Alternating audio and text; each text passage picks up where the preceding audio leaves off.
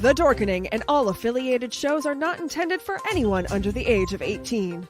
The following may contain discussions or scenes that have adult situations, graphic violence, nudity, strong sexual content, and graphic language.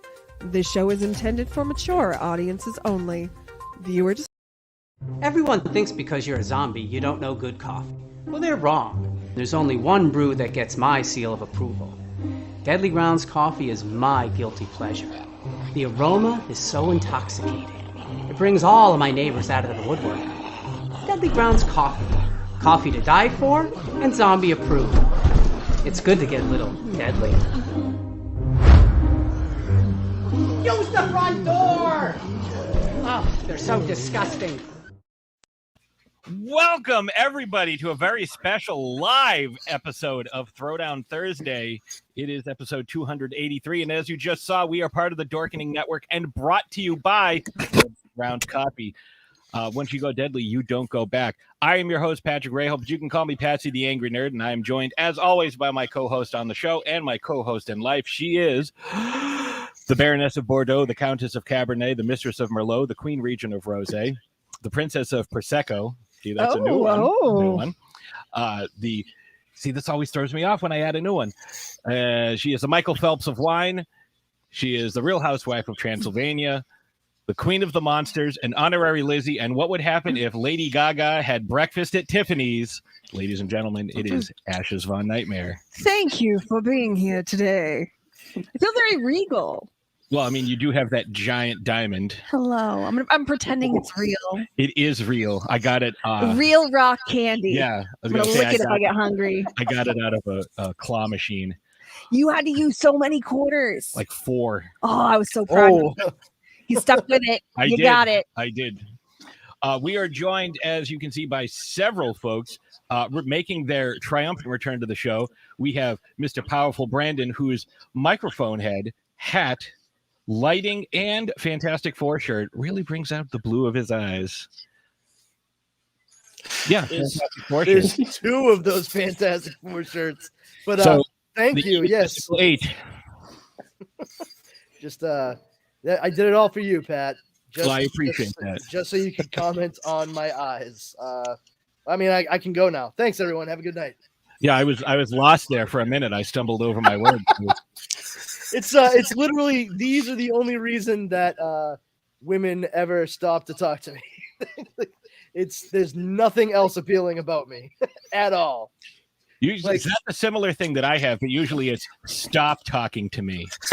Yeah. When Dara and I started dating, they were like, "So what's he like?" And she was like, "He has the bluest eyes I've ever seen," and that was it. Like, she stopped there, and I was like, "What about like redeeming qualities?" And she was like, "Blue eyes."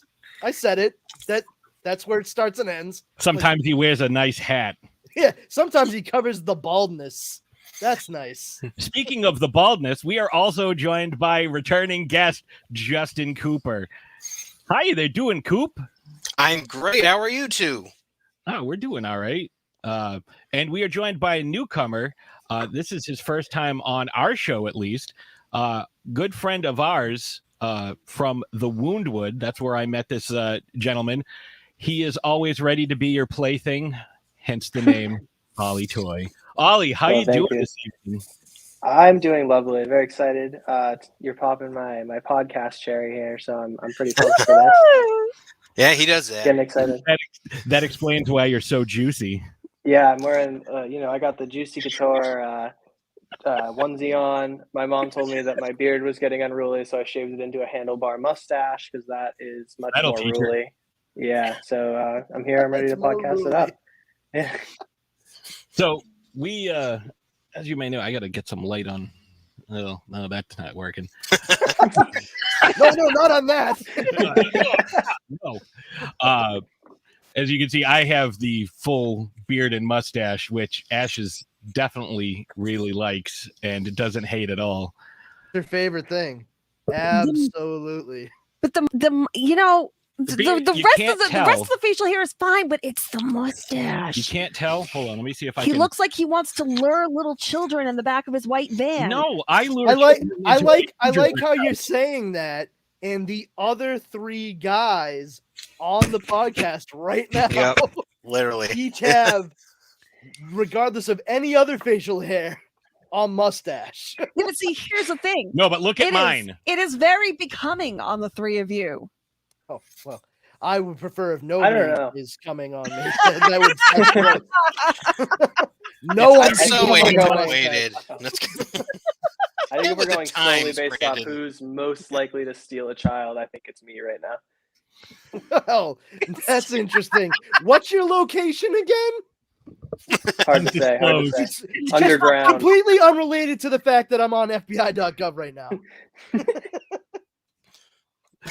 So we have looks like 3 people watching, but we got a comment from Super Retro Throwback Reviews because it is Mr. Steven's birthday today. Happy birthday, Steven. He's as old as Jesus now.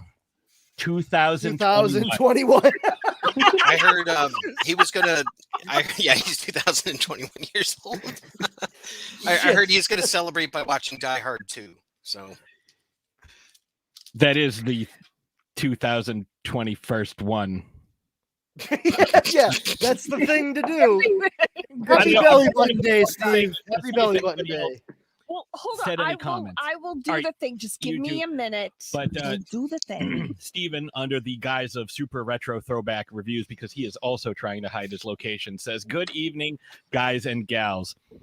So we are here tonight because it is almost the end of 2021. Prove it. Well, it all depends. Well, time is an illusion created. I feel I'm gonna wake up on Sunday and it's gonna be fucking December 32nd. What the fuck? It's going to be 2020 again. This is bullshit. Oh. Don't say that. How's it Don't say that. 13? How is it 13 o'clock? This is insane. lousy March weather. We're going to get the dude from Dexter. Surprise, motherfucker. And then, like, Surprise, motherfucker. oh, yeah. So, Ollie, you can swear on here. Oh, thank God. But only Ollie. That's gonna be it. Wait, only Ollie? Like now I have to watch my mouth? Yes. It's Yes. tricky. Well, My nose gets that in the would way. be Whole allowance, exceedingly so. easy because you're on camera. Normally, that's incredibly difficult to do. Ah, yes, Cuban B.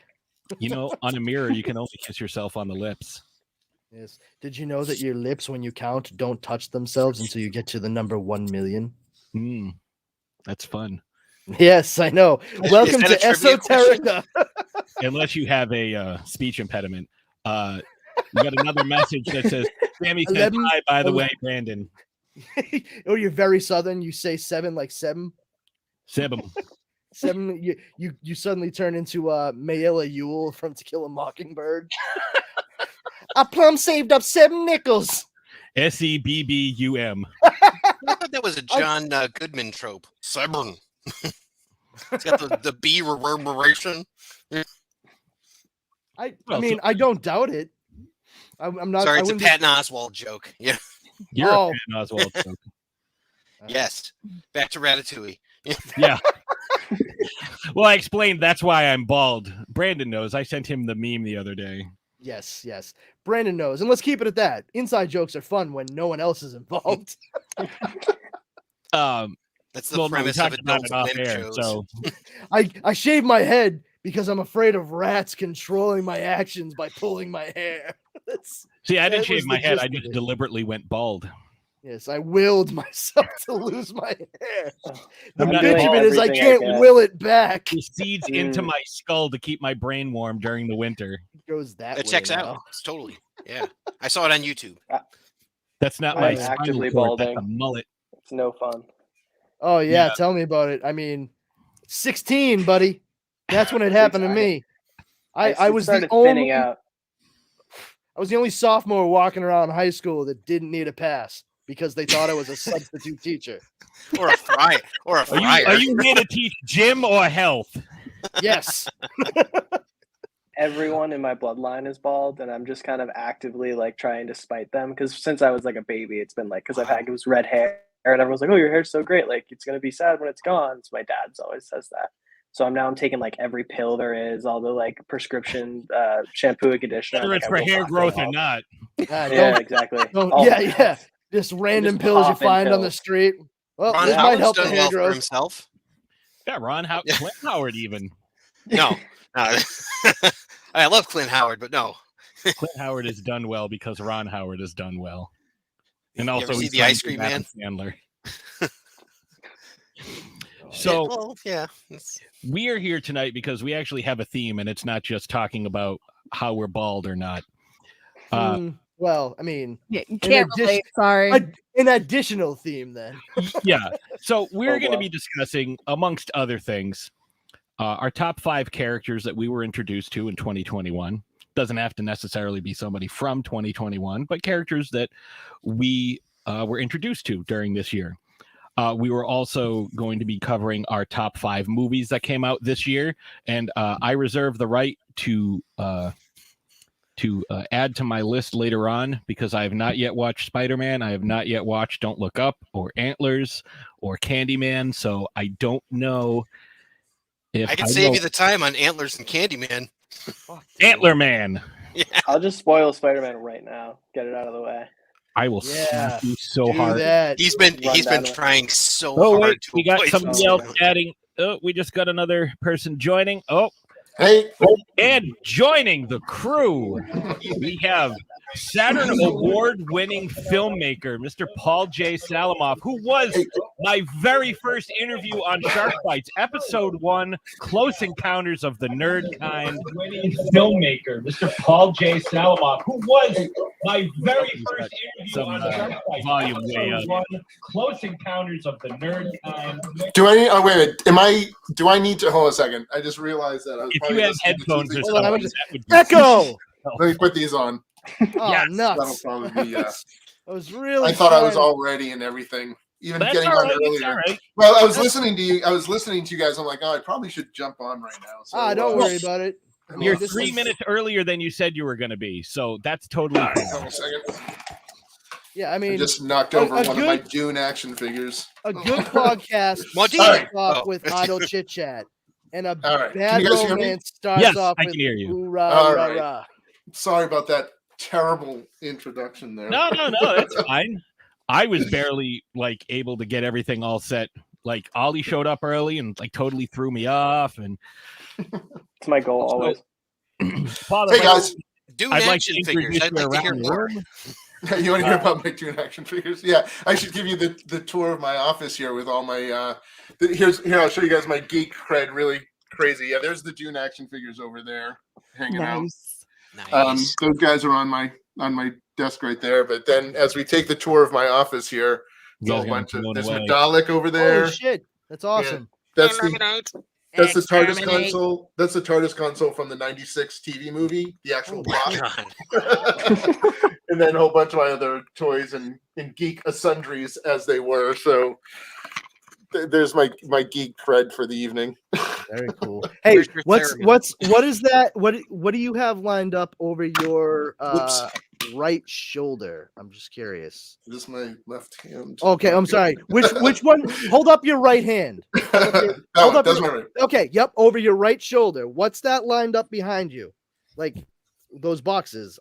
Are they videos? Oh, wait a minute. What am I looking at? I don't know, man. You tell me. Right where your head is. Yep, right where your head Oh. was.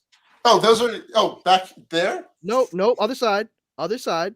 No, other side. There On- you go. on the Yeah. filing cabinet. Oh, Yeah. oh, right there. Yeah, what is that? Oh, those are my comic book, my graphic novel series, Tales of Discord. I wrote this. Here we go. I have everything handy, right?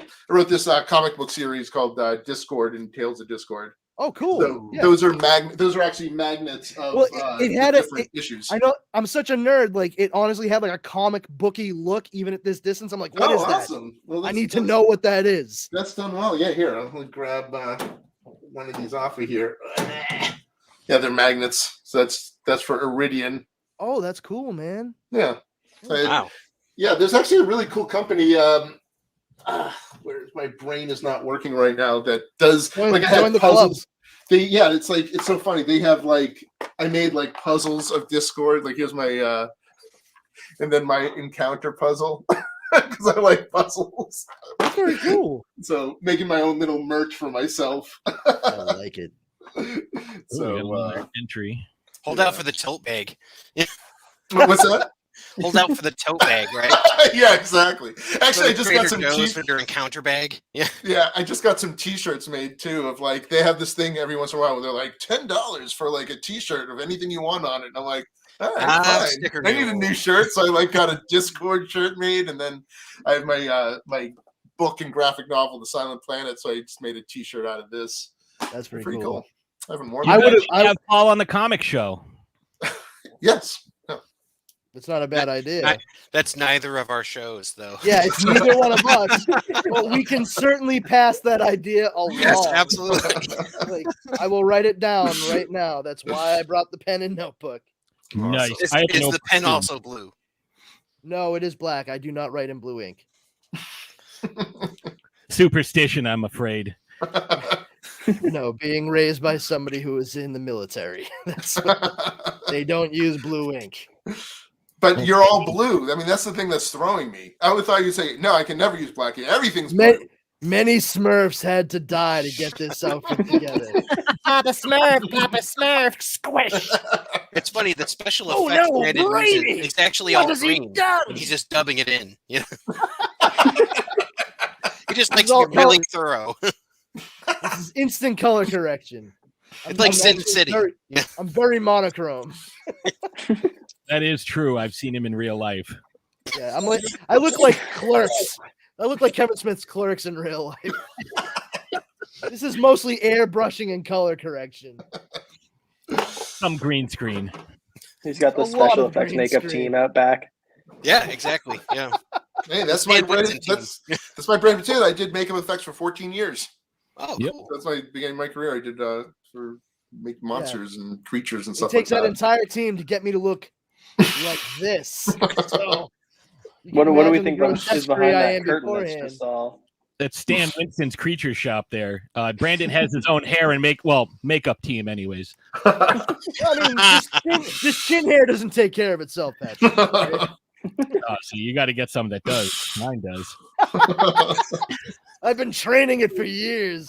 Is yours a colony you're raising, or is it magnetic? I mean, are they nanites? What's going on there? It's a hive mind. Oh. I can almost drive standard with it. So, Paul, how you been? We haven't chatted in a while. Yeah, I've just been pretty good.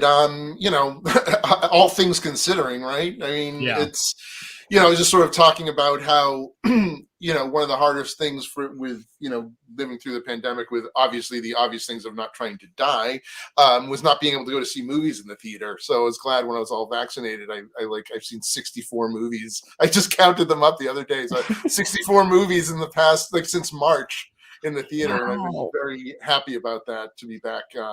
So that's where I literally, since I was a little kid, I mean, honestly, this is the truth. Since I was a little kid, I don't think I've gone more than 2 weeks without seeing a movie in the theater. And I went like a year and 3 months, you know, you know, and it was like, God, this is horrible. I mean, like, I have a theater in here in my office, which is fine, but there's nothing like going to see movies in the theater. I mean, there really isn't. And it's like, as long as I'm being safe, and I would go on off hours and, you know, definitely try to socially distance as much as possible, as much as you can when Spider-Man comes out. But I was socially distancing before it was cool. Yeah. But no, I mean, things have been pretty good. I mean, you know, as you saw back there, sorry, on my, is it my left side? It was my left side. I won a Saturn Award for my movie Encounter in October, which has really been pretty amazing. I mean, not only is it really, you know, it's incredible. You know, I've been wanting to win one of those for most of my life, but it's been really doing wonders for, you know, lots of opportunities are now presenting themselves that weren't there before. Yeah, so, congratulations, by the way. Thank you. We were talking a little bit about that before I realized like we had to go live because we had about 6 seconds. No. Talking about some of the cast that was a part of that. And you have in that film 2 Marvel actors, one being Luke Hemsworth. And tell folks about the other one. Yeah, Glenn Keogh. Glenn, who's actually, if you watch, if you guys are watching Curb Your Enthusiasm, anybody watching the new season of Curb Your Enthusiasm, he's actually got a reoccurring role on it. He plays this prop guy, which is really amazing. He was in the season finale too. But he is the British reporter at the beginning of Spider-Man No Way Home. You've heard his voice if you've seen the movie. He's one of the first people actually you hear talking in the movie. He actually was on screen, but evidently they just used his voice. But yeah, so that's right. You got two Marvel actors in my films. Wow. Cool, man. Which is The other one Very being, cool. That's awesome. Luke Hemsworth, who played Thor. Yeah, it's pretty hilarious. I was gonna say, wait. Oh yeah, that's right. Because he did. Yeah, That's right. That's right. That's Pretty minor role. Yeah. Well, he was Thor in front the of play. That's when Yeah, Matt the Damon play. was Loki. yeah, which is amazing. I love that. I mean, like Taika Waititi like pulled from like all the all the Kiwis and Australian actors he knew to throw Yeah. them on stage, and then was just like, yeah, Matt Damon too. Let's get Matt Damon. It would get Jermaine Clement. I really expected to see him somewhere in like the Grandmaster's like entourage. Are we sure that he wasn't Meek? yeah. He did the voice for Meek. Meek's dead. Oh wait, no, he's okay. Hey, piece off, Ghost. I love Taika. I think he's such an amazing. I mean, like Jojo Rabbit. I just Brilliant. absolutely love that film. I mean, I will. Absolutely love it. That movie is astounding, and it just blows my mind for like me personally because years and years ago, I had actually checked out Flight of the Conchords One Night Stand on HBO. Back when HBO used to have like comedy on, it was fun times. But I actually checked them out specifically because back when Blockbuster, I'm really dating myself here. Back when Blockbuster was still around, I had rented a movie called Eagle versus Shark. Yeah, that starred Jermaine Clement. Yeah, and was written and directed by Taika Waititi. And because I was not like a full blown IMDb aficionado at that point, I actually thought that Taika Waititi was a woman because of his name. And I was like, wow, that lady is like quirky but talented, huh? And I did not realize who he was until I saw the movie Green Lantern. That's funny. That's funny. The number one thing people know him for. Oh, absolutely. I will say this. He does an incredible American accent because a lot of times people from Britain, Australia, or New Zealand, there's instances where they drop it and it sneaks out. And I would have been hard pressed to call him anything other than American from watching him play American in Green Lantern. That's one of the few nice things anyone can say about that movie, even tangentially. So I mean, he's great in Free Guy. Did you guys see Free Guy? Oh yeah, he was hilarious in that. Yeah, absolutely great in that. And then have you seen what we do in the shadows? Oh, of course. Yeah, the movie's fantastic. But I'll tell you something. The TV series, I gotta be honest, it's like blows the movie out of the water. It does. It really like does. The Vampire Council with fucking like Tilda Swinton. That was amazing. That was literally one of the most amazing moments in TV history. Jackie Daytona. We have another guest joining us. Oh, what's this? Welcome to the show, Mr. Adam Berardi, another filmmaker. Hey, what's up, guys? To the show. Welcome. And he has an actual green screen. Yeah, sorry. It's the only place in the house that had light. Show us what it's like on the moon. This is not a green screen. This is the shapeless void I fucking live in. All right. How many fucking times I have to tell you people that? The green screen broke, guys. It's black. It went out. No power. Someone unplugged it. Trying to get me to the point where I'm blue in the face. Apparently, the only part of me that isn't blue at this point. But Adam, let me introduce you around. Obviously, you. I don't know if you've met Ashes. No. Hello, nice to meet you. Pleasure to meet you finally. And we have. I don't know how your screen is arranged, but to our right we have Mr. Ollie Toy, who is I've worked with on the recent film The Woundwood, which should be coming out next year sometime. Hey, Ollie. Hopefully October. Hi. I hope so. Yeah. Spooky Podcasting season. compatriot Justin Cooper and below him, powerful Brandon, Justin, Brandon. Hey. and fellow filmmaker Paul Salamov. Hey, Paul. Nice to meet you. I just noticed behind Justin the Event Horizon poster. Yeah. Oh, Yeah. Yeah. The one Underappreciated movie. Christmas. Yeah. It's huge. It's got signatures by, let's see. So Lawrence Fishburne, Sam Neill, Kathleen Quinlan, Jolie Richardson, Jack Noseworthy, Jason Isaacs, and Sean Petrie. Oh, that's awesome. Never heard of it. You know, actually, the producer, executive producer of my movie, did the marketing for that film at Paramount. That's one of my my dream interviews, is to get to talk to either Paul Anderson or someone else about Event Horizon, and just to ask them, did you realize it was the same ship as Lost in Space? It's a shame that they lost all that footage, though. You know what I mean? Like that, all that the footage that got cut from the film. You figure in this day and age that would have been. I mean, the fact that it's not, it's gone. It's like Lost Horizon all over again. Yeah. Maybe it's just because it has Horizon in the, but it's Forgotten Silver. How's that for you guys? You guys know what that is? You guys know what Forgotten Silver is? 1920s. To Make Your Day is a Peter Jackson documentary that he did. That is like a fake. It's a fake documentary, but when you watch it, you'd never know about claiming that this filmmaker, this New Zealand filmmaker, basically bested with D.W. Griffith and like created all these like film techniques, and that. That they found this like lost film that actually made New Zealand the center of the beginning of filmmaking. Oh, wow. Amazing. It's called Forgotten Silver. It is so good. It's one of Peter Jackson's early. You must have done that before Meet the Feebles, huh? Yeah. I think it was right after Meet the Feebles. Really? It was Okay, right 'cause that after. was my introduction to him. Oh, really? It wasn't Dead Alive? No, Meet the Feebles. Or sorry, or not me. I mean, I'm sorry. What I'm thinking. Bad Taste. Oh yeah, you know what? Here's the funny thing about Meet the Feebles. I actually got to go to a special screening of that before, like in that it was in a small screening theater. It was at like the distribution company, and like people were walking out of that movie. There was only about like 10 people in the theater to begin with, and I was just laughing my ass off. It was like, what the hell is this thing? Marvelous. Yeah, but I'd already seen Bad Taste, so I sort of knew who Peter Jackson was. So fair enough. But yeah, Forgotten Silver. Who's your friend there? What now? Who's your friend there? Busy. Every time I get on the computer and I'm talking to somebody, he jumps up on my lap. He's trying to look at you guys, but he's too short. There you go. There he is.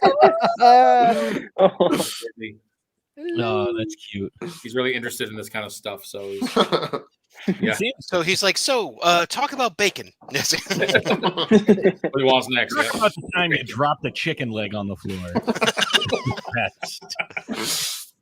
Every time he gets in my lap. So my mutts keep circling around and going under the table and brushing by my leg purposefully. So I, like they're like, oh hey, you remember I'm here, right? Okay, cool. Because they know that I sit in the same spot for work all day, and the fact that the sun is down and I'm here right now, like they understand something's off. Yeah, well, I'm in the same room that I do a lot of editing in, so he just hopped right in, just figuring I was on the computer doing something else.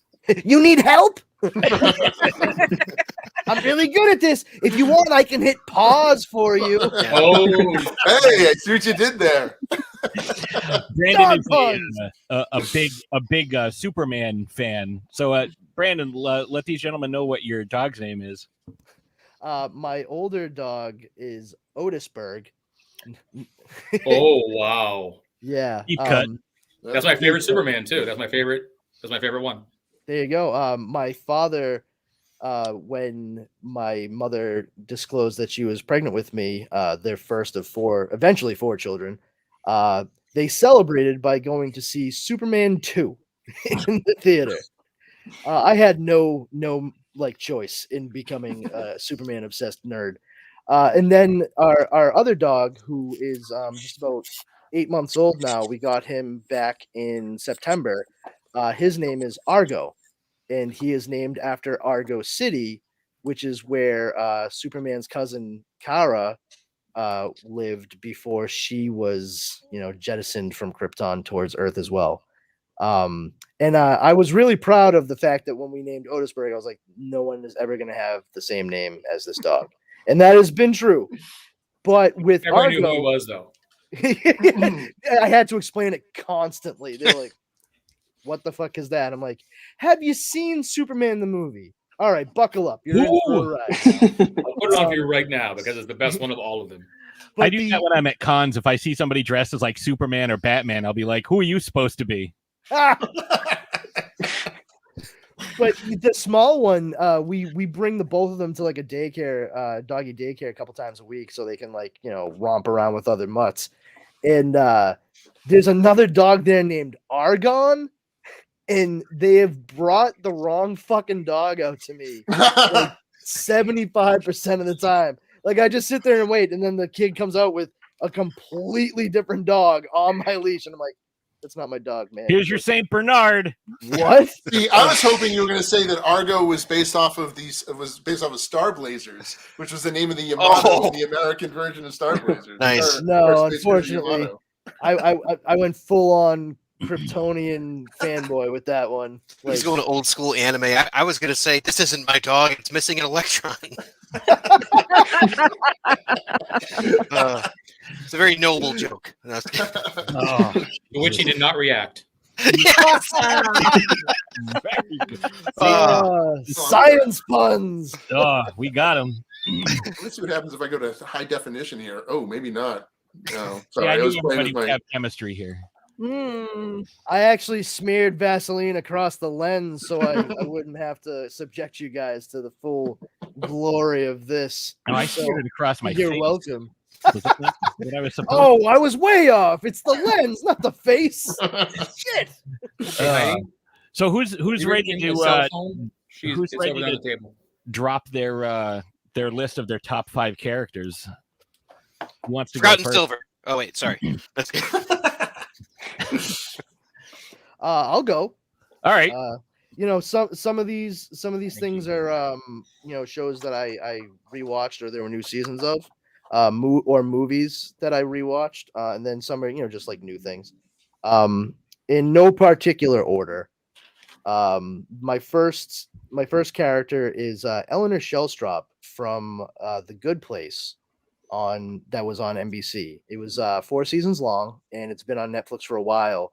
I was a big fan of the philosophy courses that I took in college, and I actually have a couple of the books that they mention in the series, including What We Owe to Each Other. And that show just really, really appealed to me. I grew up like my dad majored in theology and philosophy in college, and his college was actually St. John's Seminary in Brighton, Massachusetts, because he was planning on being a priest. So I grew up with a lot of discussions about like spirituality and philosophical like quandaries. And when I saw this show, it just it really spoke to me. So I've rewatched it numerous times since it ended. It's just kind of on constant repeat, and it's one of those rare stories that they clearly knew what they were going to do for beginning, middle, and end on television. And I feel like the resolution is like right on point. There was no part of it that I was dissatisfied with. And Eleanor Shellstrop starts off being such a magnificent asshole, and she ends being like one of the best people in the entire universe. And I feel like that's the ideal we should all strive towards. The next character I picked was the title character of the show Ted Lasso on Apple TV. I know you're not a big fan of Jason Sudeikis, Pat, and neither am I. I will say that I'm also not like huge into the stuff he's done at all. But this character is so far removed from the other things that he has put out there previously. This show is just basically it's a what if, and it's a great and terrible what if, because it's what if people were decent, and wouldn't it be nice to live in that world? And this guy is one of the most decent, and he just really pushes everyone around him to be better without being pushy. And that's a hard trick to pull off, especially acting, let alone writing a character as such. and I think he does it very well. Next is Maury from the cartoon Big Mouth. I get a big kick out of him because I feel like it's such a good representation of that crazy hormonal voice that we all start to develop during puberty and throughout the majority of it. And the fact that what's his name? Nick Kroll voices him just like a throaty, like Jewish guy from Brooklyn, just really speaks to me. Just like hachi machi. It's hysterical to me. Well, Jay Sturman, the critic there. This kid is a goddamn prodigy. He may very well be his own hormone monster. Like, I love that shit.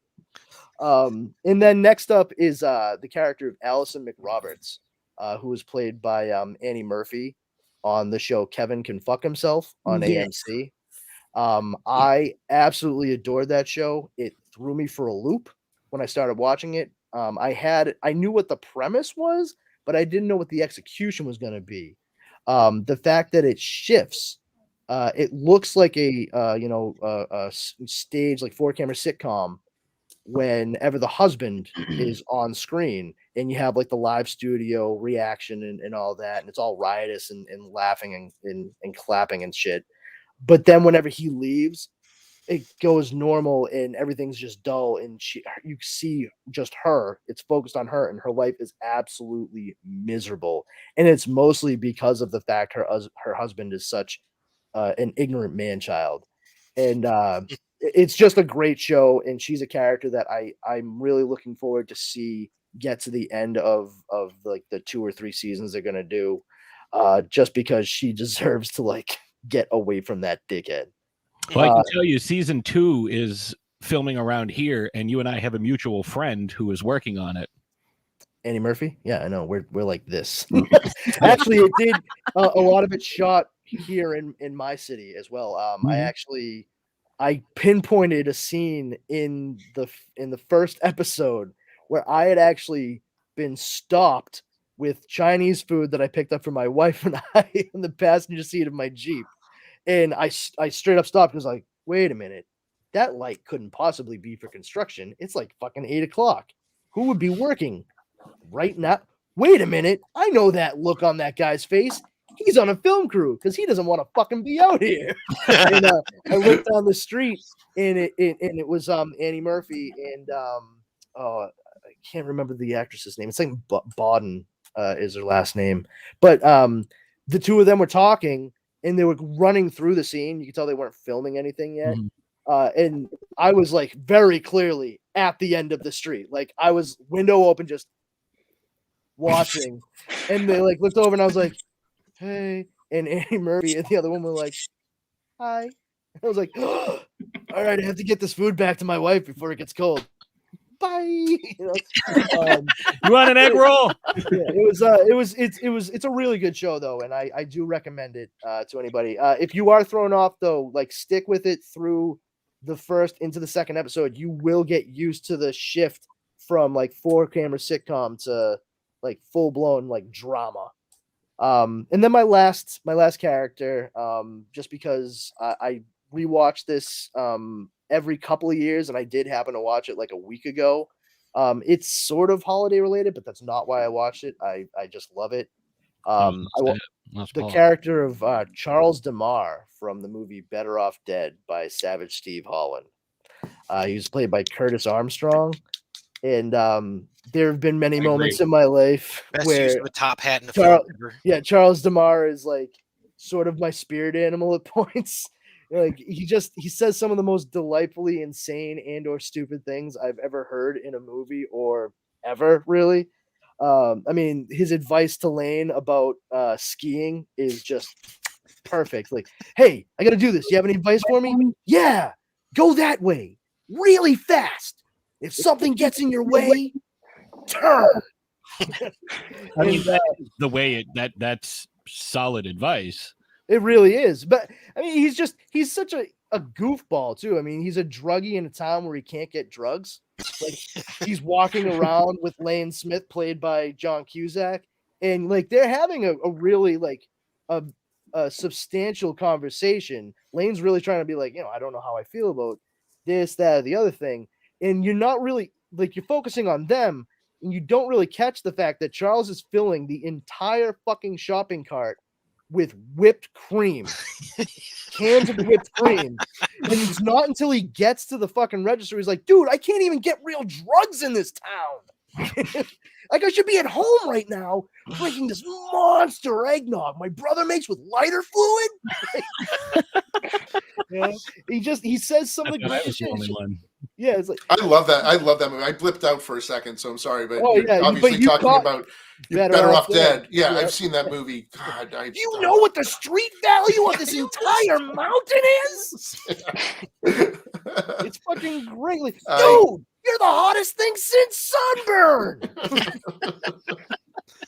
I loved him on Terrible Thunder Lizards. Oh my god, such a great movie. American Dad. Oh yeah. Oh yes, He plays Snot. Yeah. But like, I mean, truly, the fuck did you just call me? Charles DeMar is like my favorite character from that entire movie. And I like Lane's mom as well. Boiling the bacon. But there's fries. It's got raisins in Peru. it. But there's so many great scenes and lines in it. I mean, I still quote they're speaking the international language. Love.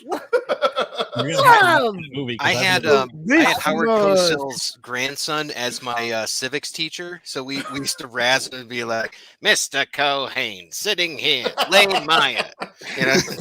He's like, "Stop quoting a sight Better to Off Dead." behold, a man once great, now defeated. What they want to race us? Howard Cosell. Yeah, Howard Cosell. Yep. Yeah, but I mean, it's a fun movie, and I recommend it to anybody. Like, I know a lot of people have a soft spot in their heart for One Crazy Summer by Savage Steve Holland, and for anybody out there who might not be familiar with those movies, if I'm almost 40, if you're like from the generation that woke up and watched cartoons on Fox Kids on Saturdays, Eek the Cat and the Terrible Thunder Lizards were Savage Steve Holland projects. Yep. And he actually has a lot of animation that he did in both Better Off Dead and then his sophomore effort, One Crazy Summer. A lot of people love One Crazy Summer. It's got Bobcat Goldthwait in it. Curtis Armstrong appears again. It stars John Cusack again. Demi Moore is in it. But I grew up having seen Better Off Dead first and more often. And for me, it trumps One Crazy Summer. Part of it might be also that I'm from Massachusetts and I don't really think the Cape is that fucking great. Like, it's good, but it's not like the crown jewel of Massachusetts to me. And I was about to say, as someone who grew up somewhere on the Vineyard, One Crazy Summer was like a staple of my childhood. I actually went to an acting school. I'm from the East Coast. I'm from Natick originally, and I went to an acting school. And one of the girls I went with was the girl in One Crazy Summer who gets slapped in the back, and her face, stays all messed up. That's great. That's so great. I was always more of a blame it on Rio guy. Okay, That's cool. I mean, nothing wrong with blaming on Rio. That's a good flick. I mean, and if anybody has anything different to say, they can go pound sand. But I mean, for my my $2, I think that Better Off Dead is a superior movie. I could watch it. I could watch it every day, for the rest of my life. Once a day. I don't mean like on repeat, but every day still. It's just. It makes me it just makes me laugh. For crying out loud, you guys might remember this from like back when we all used to partake in like message boards on things like ain'titcoolnews.com before it was fucking driven into the ground. But my name on Discuss was I want my $2. Oh, awesome.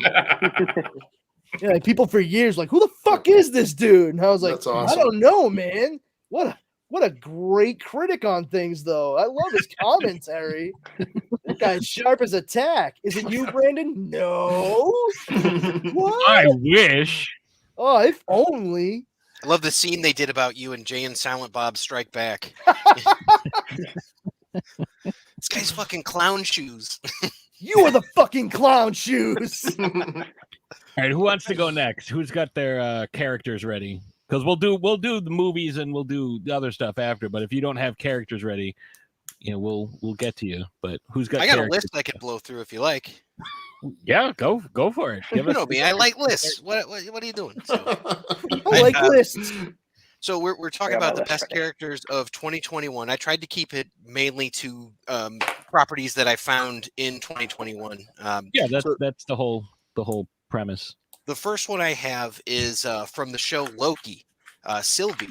So Sylvie was a really cool character, kind of an interesting take of a variant of Loki, and it's a female variant, but she's not his exact equal in every way. She's kind of someone who challenges him, but she's dangerous, she's smart, she's crafty, and she can kind of outthink him in many different ways. So I thought she was a really cool character. That's interesting. I thought you would have picked the alligator. Oh yeah, Croaky. Yeah, He's my favorite. So I guess I can't talk about Actually, that's I a have Loki him here. dial. It's a Loki dial. Another one. I don't know if anybody picked up watching Shadow and Bone, but Kaz Brecker, kind of the leader of this gang called the Crows. If anyone had checked that out, it's a Netflix series based on some books, the Shadow and Bone series. They're incredibly stylish, kind of like steampunk type things. And he walks around in a bowler with a cane that has like a corvid head on it. It's just like so cool, and he's just a really interesting sort of plotting character. I like a lot. So his name's Kaz. Next one is Harry Vanderspiegel. If anyone has caught Resident Alien with Alan Tudyk in it. That's a great one. It's Tudyk. Tudyk? When one dick won't do, you call Alan Tudyk. Oh, yeah. Who I didn't realize until I rewatched it is in Abraham Lincoln Vampire Hunter. Oh yeah, I mean that makes sense. I mean he's in everything now. He's in everything. I mean, he was just in Encanto as the voice of a chicken. That was Yes, him. yes, I he does. just watched that last Yes. night with my granddaughter. Yeah. He's been involved in Yeah. doing voice works, particularly for Disney for a while too. I mean, K2SO. Yeah. Well, he did the voice of King Candy in Wreck-It Ralph. King Candy was a great reference really to liked Alice the in Mad Hatter. Wonderland. Well, yeah, exactly. Where do you think you're going, big guy? Like, That's the dude from Mary Poppins who had the tea party on the ceiling. Yeah. Yep. yeah, Like, that's literally who they're imitating. yeah, exactly. Yeah. I forget his name though. Not Dick Van Dyke. Was that No, the guy I- with one wooden leg named Smith? Yes. What was the name of his other His leg? name's again? Other Leg. Yeah. I like you, kid, but you need to work on your timing. That's good. You wouldn't hit a man with glasses, would you? Oh, rather than hit a man with glasses. That was well played. Next Yeah, one Resident is. Evil. Hold on, Resident Alien is excellent, dude. He actually Excellent. told me to Resident watch Evil. this, so this was a recommendation from Brandon to watch. So I'm so glad. I'm actually that you typing like this it. stuff down right now on my phone, so I got it all. yeah, it's Van Spiegel, VAN. Oh no, Der Spiegel. So. Next one. This was a hit at the beginning of the year that most people seem to have forgotten, but Mark Grayson from the show Invincible. So if everyone remembers that one, that started out with a bang, and then everyone seems to have just kind of forgotten because there's no new episodes. But that is a great character, a great show, and I'm looking forward to seasons 2 and 3. I blew through that series. It's so good. I'm trying to get her to watch it, but we also have 900 other things we're trying to watch. And then I think this is the last one that I have from Why the Last Man, Agent 355, who is one of my absolute favorite characters from the series. The actress that they got for this casting is so spot on perfect. The casting on that show is so great. I hope it comes back and it gets picked up again. I know honestly, Fox and man, Hulu dumped it.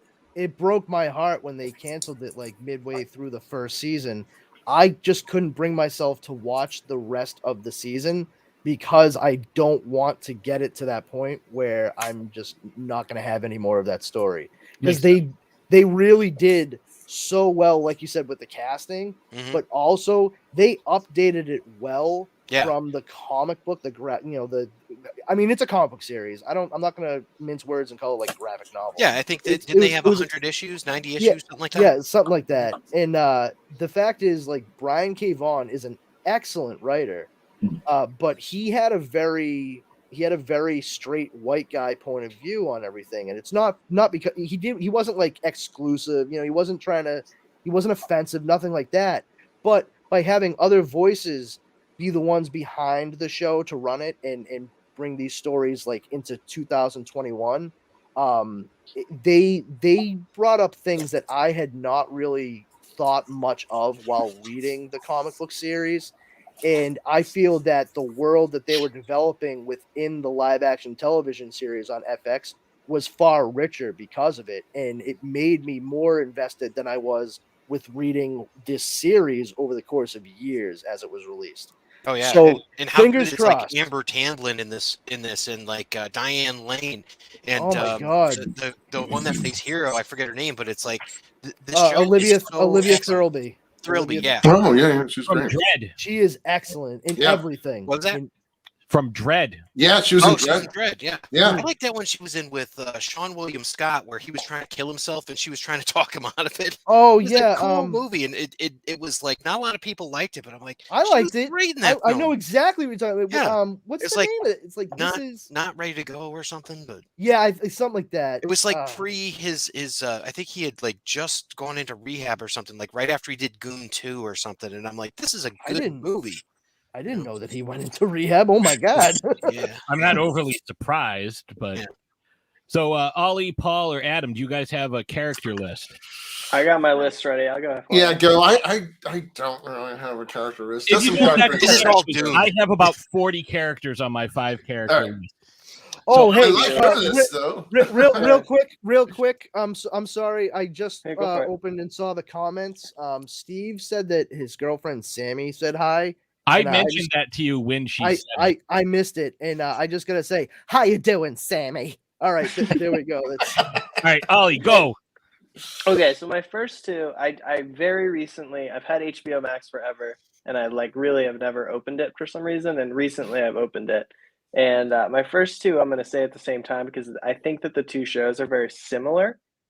Richard Hendricks from Silicon Valley and Kendall Roy from Succession, which aren't necessarily new shows. I finally just watched them.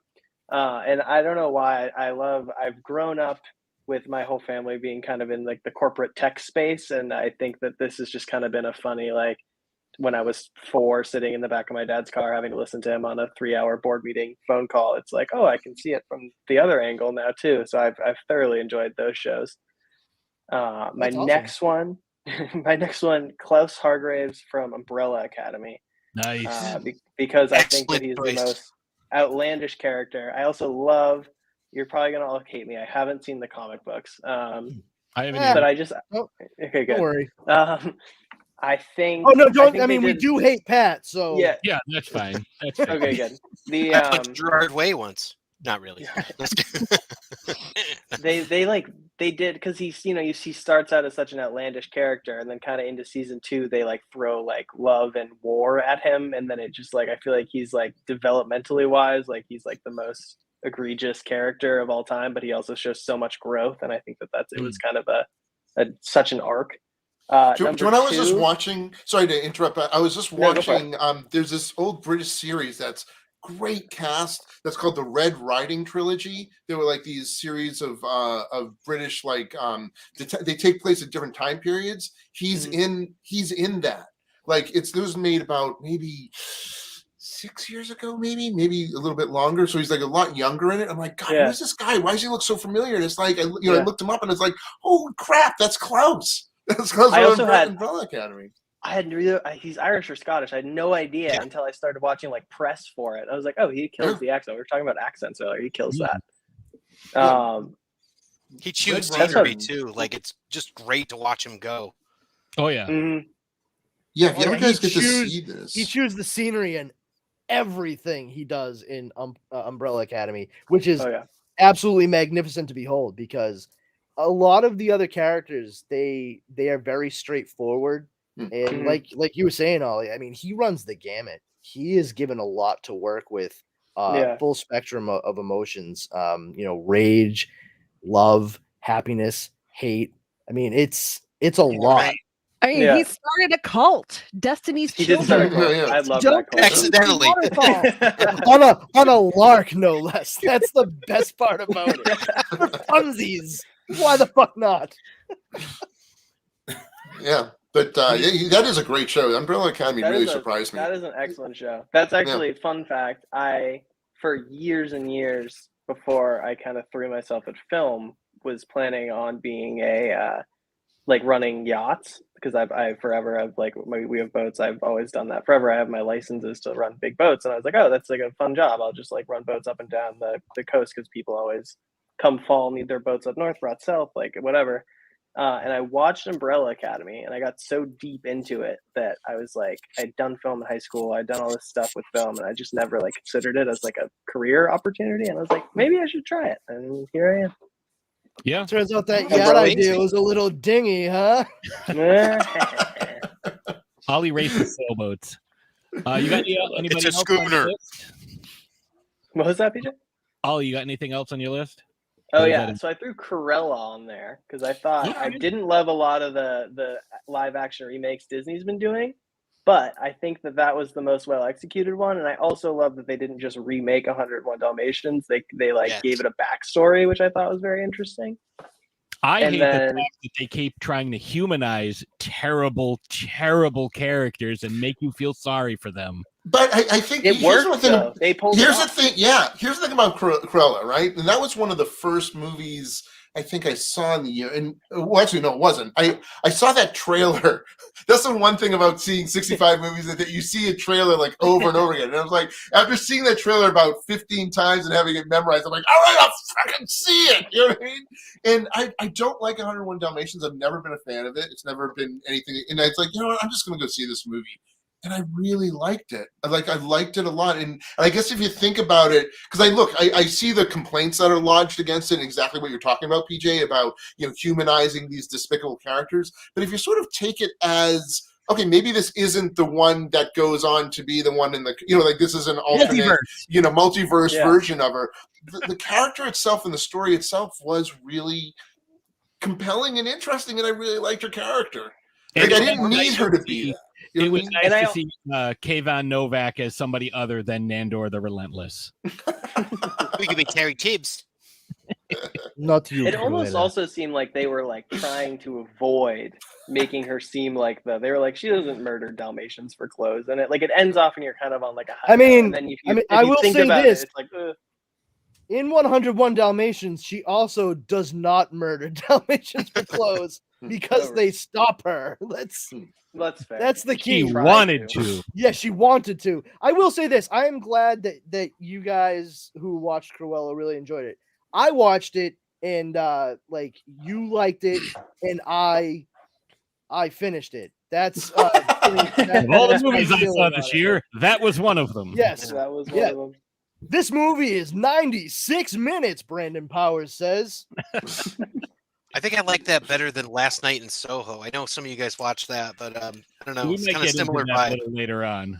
Yeah, we'll talk about it. Save that I thought. agree with you. So, all right, I have one more. Go. What do you got? Okay, so I think it's actually out already. Yeah, it is. I got to see the Kingsman pre-release, which was very exciting. Oh, And, lucky! Rasputin in it is the most. Yes. Yeah. I didn't realize it was Reese Ifen when I was watching the movie. I'm like, who's playing? It was so absurd, and I saw it like a month ago, and I just can't stop thinking about it. He's hilarious. He's kind of a pedophile, and it's just the dancing. It was like just so out of nowhere, and I loved it. Do you know what's interesting about the movie? I just saw it. Yeah, I just saw it on Tuesday with my son because he's a fan of the franchise, and tonally, it's very different from the other two movies. I mean, that's the thing that's really weird because it's still Matthew Vaughn. It's still like the same people doing it, but tonally, it's very different because the other ones feel like almost like Roger Moore, James Bond movies. Yeah. And this one is actually kind of a serious movie and more of a war film, and it's very not historical. Yeah. too. Yeah, I was it like, was there's really- actually a lot to learn from it. Like, none Yeah. of it's correct, but it's like, oh, it actually all lines up with. So like a Tarantino historical drama. Yeah. Yeah, Well, yeah. right. But it's definitely tonally very different from the other films. But the funny thing is, you're talking about Rasputin, because I really enjoy the character too. I actually, there's this like YouTube station called Extra Credit. I don't know if you've ever seen them. They're like these animated things. And I actually watched the Rasputin one. This one is like a 4-part thing on Rasputin, just because I was like, I want to see how close this was to the actual historical character. So it's kind of interesting. It inspired me to do that. That's one of the cool things about Matthew Vaughn too, as a filmmaker, is he always tries to do something different. Yeah. You know, and I mean, you would never peg this guy being it's like, this is the director of Layer Cake. You mean the director of Stardust? You mean the director of Kick-Ass? Yeah. Like, and I mean, he's still one of the ones that, I mean, just like a week ago, he's out there like, yeah, comic book movies. I've done a couple of those. So when is somebody gonna let me make my fucking Superman movie? Like, why? Why wouldn't somebody let you? I don't know. He's a solid director. He's a solid director. I think every one of his movies I've enjoyed. Yeah, he's so good at the storytelling part. Mhm. Like, he doesn't forget that. Like, he's good with the visual storytelling aspect, but the characterization and execution of what the characters are going through, like, that's not the easiest thing to pull off with both sides of it. And he and his writing partner Jane Goldman, I mean, they work together so well, and I enjoy pretty much all of his output. Like, and that's saying something for me, because I'm a fucking bitch. Pat will tell you. Isn't this part of the Millarverse though? Like the Kingsman? Isn't that part of like the Mark Millarverse? Yeah. It's It's pronounced Miller. It's pronounced Miller. Fucking crazy Scots, I know, but it's pronounced Miller. Tudyak? There was a guy yeah, Alan Tudyk and Mark Millar. Well, there was a guy that played for the Red Sox named Kevin Millar, who spelled his name that way, Millar. But they also had a guy named Bill Miller, Mueller. You're talking about the batting champ of that particular year, right? Welcome to America, where the syllables and letters don't matter. 2004 World Champion Red Sox. But I digress. Paul or Adam, do you guys have characters? If not, I'll move on to Ashes. I mean, just like really quickly, I mean, because I would mention Sylvie too. I like Sylvie from Loki, but also it's like, you know what? Who gets a bad rap is Hawkeye. I mean, like, I just watched the Hawkeye series. I loved it. It's a good series. I really enjoyed the series. I thought, what's her name? I've not watched the last episode yet. Okay, Haley Steinfeld was great. I mean, she was like really great. I mean, that was a really fun show, and I don't understand why because I grew up when I was reading comics. Like, I always liked the West Coast Avengers, and like Hawkeye was always one of my more favorite characters. And I know people like take a crap on him, and I love how they address that in the series. But I don't know. I thought that series did him justice. It was excellent. It was excellent. I think so. Yeah. He's way more interesting than Iron Man to me. Absolutely. By the way, I didn't realize this until watching Hawkeye, because like I've only seen Haley Steinfeld in a couple of things. Like I saw her in Ender's Game. I'm a big fan of the Orson Scott Card books, but I didn't even remember her being in Pitch Perfect, because I don't really like the show Steinfeld movie. But here's the thing: I didn't realize this. I looked her up to see what else she might have been in. Her uncle is fucking Body by Jake Steinfeld. Wow. Oh, I thought you were going to say Jerry Steinfeld. Wow. Yeah, like he had a fucking sitcom on in the 80s. Exactly, the Family Channel. Yeah, dude. Like, I remember watching that as a kid, and I'm like looking her up. I was like, get the fuck out of here. And I turned to my wife, Dara, and I was like, oh my God, you know that show that Jake Steinfeld used to run, like the Body by Jake guy? And she was like, no. And I was like, of fucking course you don't. I'm sorry, I forgot who I was talking to. She's 3 months younger than me, but remembers nothing from the same era that we both grew up in. That was on before North and South all the time, right? Oh on the Family Channel. Yes. I never Patrick Swayze. Wow. Maniac Mansion, right? Maniac Mansion. We need another podcast for that. Trust me. But, her uncle was Body by Jake Steinfeld, and her father is also a personal trainer in California. So I'm like, that girl had no choice but to play as many sports as possible growing up on.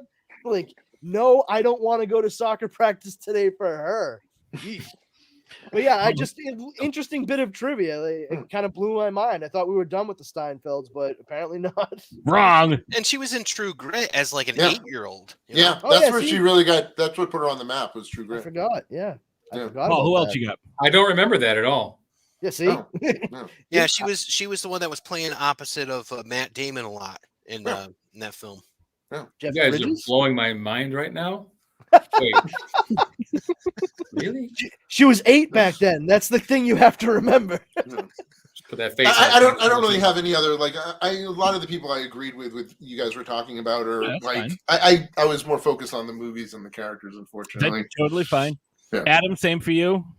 Oh well, you guys totally screwed me on everything because you mentioned almost every character that I liked. There's like, as far as movies go, okay. For one, let me just say one thing ahead of time. I've been elbows and assholes deep in pre-production for the last year, so I don't have a lot of time, but I did have a little bit of time, and everything you guys said is the only things I got on my bike to watch in the house before I got to work every day. We'll save you movies because we're going to do those in a minute. Good. And by the way, I'll say that most of the television stuff, the reason why I didn't watch a lot is Patsy's fault because I've been working on his stuff. Yeah, that's really hard. Dude, we can be friends. I love blaming shit on Pat. It's his fault. Ashes is super good at it. She's the best. I mean, I'm so good I get jewelry for it. Listen, I didn't marry me. All right, so what's your list? Okay, because I have 700 characters on mine. It'll be a long podcast. Number 5 on my list is the Roy family from Succession. I recently started binge Succession. Wait. The Roy family? The Roy family. And Ollie said that it was very similar to his growing up. Ollie, you got yourself a lawsuit. They changed one letter. Oh, that's fair. Coming for you, HBO. So I recently started binging it. I finished it the way season 3 ended. I'm like, you're really gonna end it like that on such a cliffhanger. It's fantastic, but some of the jargon and stuff goes over my head, the business stuff I don't really understand. But will you stop looking at my list? Just Jesus Christ. Jesus Christ is on your list? Right there. He had a birthday last week. I was gonna say the birthday boy. Jesus Christ, where? But I found the Roy family to be really interesting. So like I said, the business jargon kind of goes over my head. I have to watch it with Google close by so I can kind of, look things up to put Return on investment. What the hell? Well, that's like, why are you using the translate function? Like the difference between like shareholders and all of this other stuff. Like it's they hold shares. Thank you. I had no idea. Call me up. I can explain. I went to business school. I can help you. But it's the family dynamic that really gets me. And the way that they're so quick to turn their back on each other, but then get together with each other and become remain cohorts when it's cohorts when it's in their best interest. Like it's interesting. It's so interesting. And if you turn it into a drinking game, the amount of times Logan Roy says "fuck off," you would be drunk within like 5 minutes. Who plays Logan Roy? Brian Cox. I fucking knew it. All right. That's so, the one I thought he played. Hey, is that Sarah Snook's in that one, right? Yeah, she is. She's a sister. Is her character named Siobhan? It is. Mm-hmm. That's cool. That's my sister's name. So like, I find her to be the most interesting character of all of them because she's awesome. I'm intrigued by the game that she's playing. Well, I just mean the actress Sarah Snook is incredible. I think because Siobhan also has to play with Tom. It's like such an interesting dynamic because she has her own motives, but then she also sometimes is like, what's in Tom's best interest? But then just like, what's going to happen? It's a great show. Right. Sometimes I question if she even likes her husband or was it just a marriage of convenience, so to speak. Are they Irish Catholic? What the fuck? It's but it's interesting. I don't want to give too much away, but Ollie, we should do a podcast. We should talk about these characters sometime. Patsy hasn't seen it, but we should definitely talk about the Roy family because they're interesting. Number 4 on my list is Tanya McQuad, played by Jennifer Coolidge from The White Lotus. I love Jennifer Coolidge. I love everything and anything that she's in for the most part. I think she's fabulous. Tanya McQuad, first of all, The White Lotus was a really interesting show also on HBO. I guess it was supposed to be like a mini series type thing, but they're going to bring it back for a second season. I don't exactly know how they're going to do it. Maybe different characters at this resort, but Tanya McQuad is such an interesting character because of where she was, why she was there, and her intentions, her motives. And with this cast of characters in this show, she's probably the only one that has any type of really redeeming qualities about her. She goes on this she has this character arc that's rather interesting, but it doesn't really hit you until you kind of sit with the show and digest it a little bit and realize that what she does at the end of the series may seem really cold, and obviously she hurts someone's feelings in the process, but it's really for her own good. And she realizes that she has these toxic traits, and she would have just continued down this bad path. Well, I mean, it's something that it's something that she does quite often. You know what I mean? Like it's this. What's the word I'm looking for? Why can't I think of words right now? Irredeeming quality? No, like when you do some pattern, she's trying to break this pattern, Cycle? and it's fantastic. She's amazing. Number 3 on my list is a twofer. It is Wanda Maximoff as the Scarlet Witch and Agatha Harkness. You did like Agatha. I loved WandaVision so much. I think it's my favorite thing Marvel has ever done. And I stand by that. It was so different. It kind of harkened back to a lot of things that I love about classic television and storytelling and the way that they develop these characters. And I love camp. And this show was just oozing with camp. It made me so incredibly happy. I always thought from day one that Elizabeth Olsen did a fantastic job playing Wanda. But Catherine Hahn as Agnes or Agatha Harkness, I just love her. And I know a lot of people are kind of turned off by the fact that they're doing this show, just with Agatha. And I'm here for it. I am so here for it. Sign me up. I am so glad that people are finally on board with how amazing Catherine Hahn is, because she's been around for a while. She's put out some amazing stuff. She's such a brilliant actor. And I'm really happy that people are kind of finally catching on. Oh, hey, she's one to watch. She was excellent in Parks and Rec, and The Goods. Our friend Craig from Strong Willed Sports agrees that WandaVision was great. That should be on Disney minus. And just to throw it out there, because I was just looking in Craig's group, if you're a sports memorabilia person, in Craig's group tonight, they did an authentic helmet and 2 jerseys. One of the jerseys was a Houston Oilers Earl Campbell. The other, I haven't even seen one of these, and as you can tell behind me, I am very much into sports memorabilia collecting. A Dolphins jersey signed by the entire 1972 undefeated team. Wow. Yeah. So if you're interested, I'll pretend that excites me. Yeah, And Ace Ventura. Wow. Oh, wait, hold on. I've been practicing my Owen Wilson impression for this. Hold on. Hold on. I got this. Wow. now I know not everybody's into sports, but people who are, not only can you win some amazing stuff, which I've won some amazing stuff, like that black helmet right there. All the That's money. a Raiders helmet, kids. Oh, that's not Darth Sidious? No. Yeah. All the money goes to pediatric cancer research. So Great. Now you make me feel bad for me. I was going to say, perfect. Now we can't Thanks for shaming me on. on the interwebs. Check out the group. Oh, Yeah, I'm going to infuriate you more by telling you, like, I could care so less about sports, and I went to You don't have school, the to. same school as Doug Flutie, and my dad had, who was his patients? He had two, Marty Barrett and Steve Lyons were two of my dad's dental patients. My brother played catch with Steve Lyons at a Red Sox game. And I had 4th of July with Jim Rice one time. Nice. Oh wow. Yeah. Well, I'm just saying. I don't care about like sports. to plug So the group lost because on they me. do some good You own a things. TARDIS console. We don't want Yeah. to talk to you about sports. Yeah, exactly. You don't. We want to talk to you You about don't. your Dalek. Yeah. All right. My mom was responsible for Flutie Pass in Natick, that, the Natick Nice. Mall in Shoppers World. She was one of the people responsible for that. All right, Ashes, let's get back to your list. That's all I got. So number 2 on my list is Lady Gaga as Patrizia Reggiani in House of Gucci. That was a really good movie. Fucking love that movie. The whole father-son House of Gucci. Sign me up.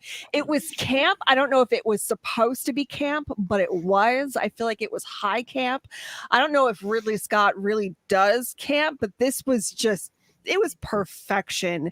I loved it. I thought that, I know that this character is a real person based on a real person, but it's not a biopic. It's an interpretation of this person's life and what they did. So I know that some people were so like an unauthorized accounting. Basically. Right. Well, Sort-of-ish. because it's based off of a book. It's based off a book that was written about the events that happened. And a lot of the people are dead. So And it's one person's interpretation of what happened, and this film is the interpretation of what happened. So something they weren't going for accuracy; they were going for entertainment. And She was absolutely fantastic. You know what's amazing? Like, I didn't know anything about the whole situation. I remembered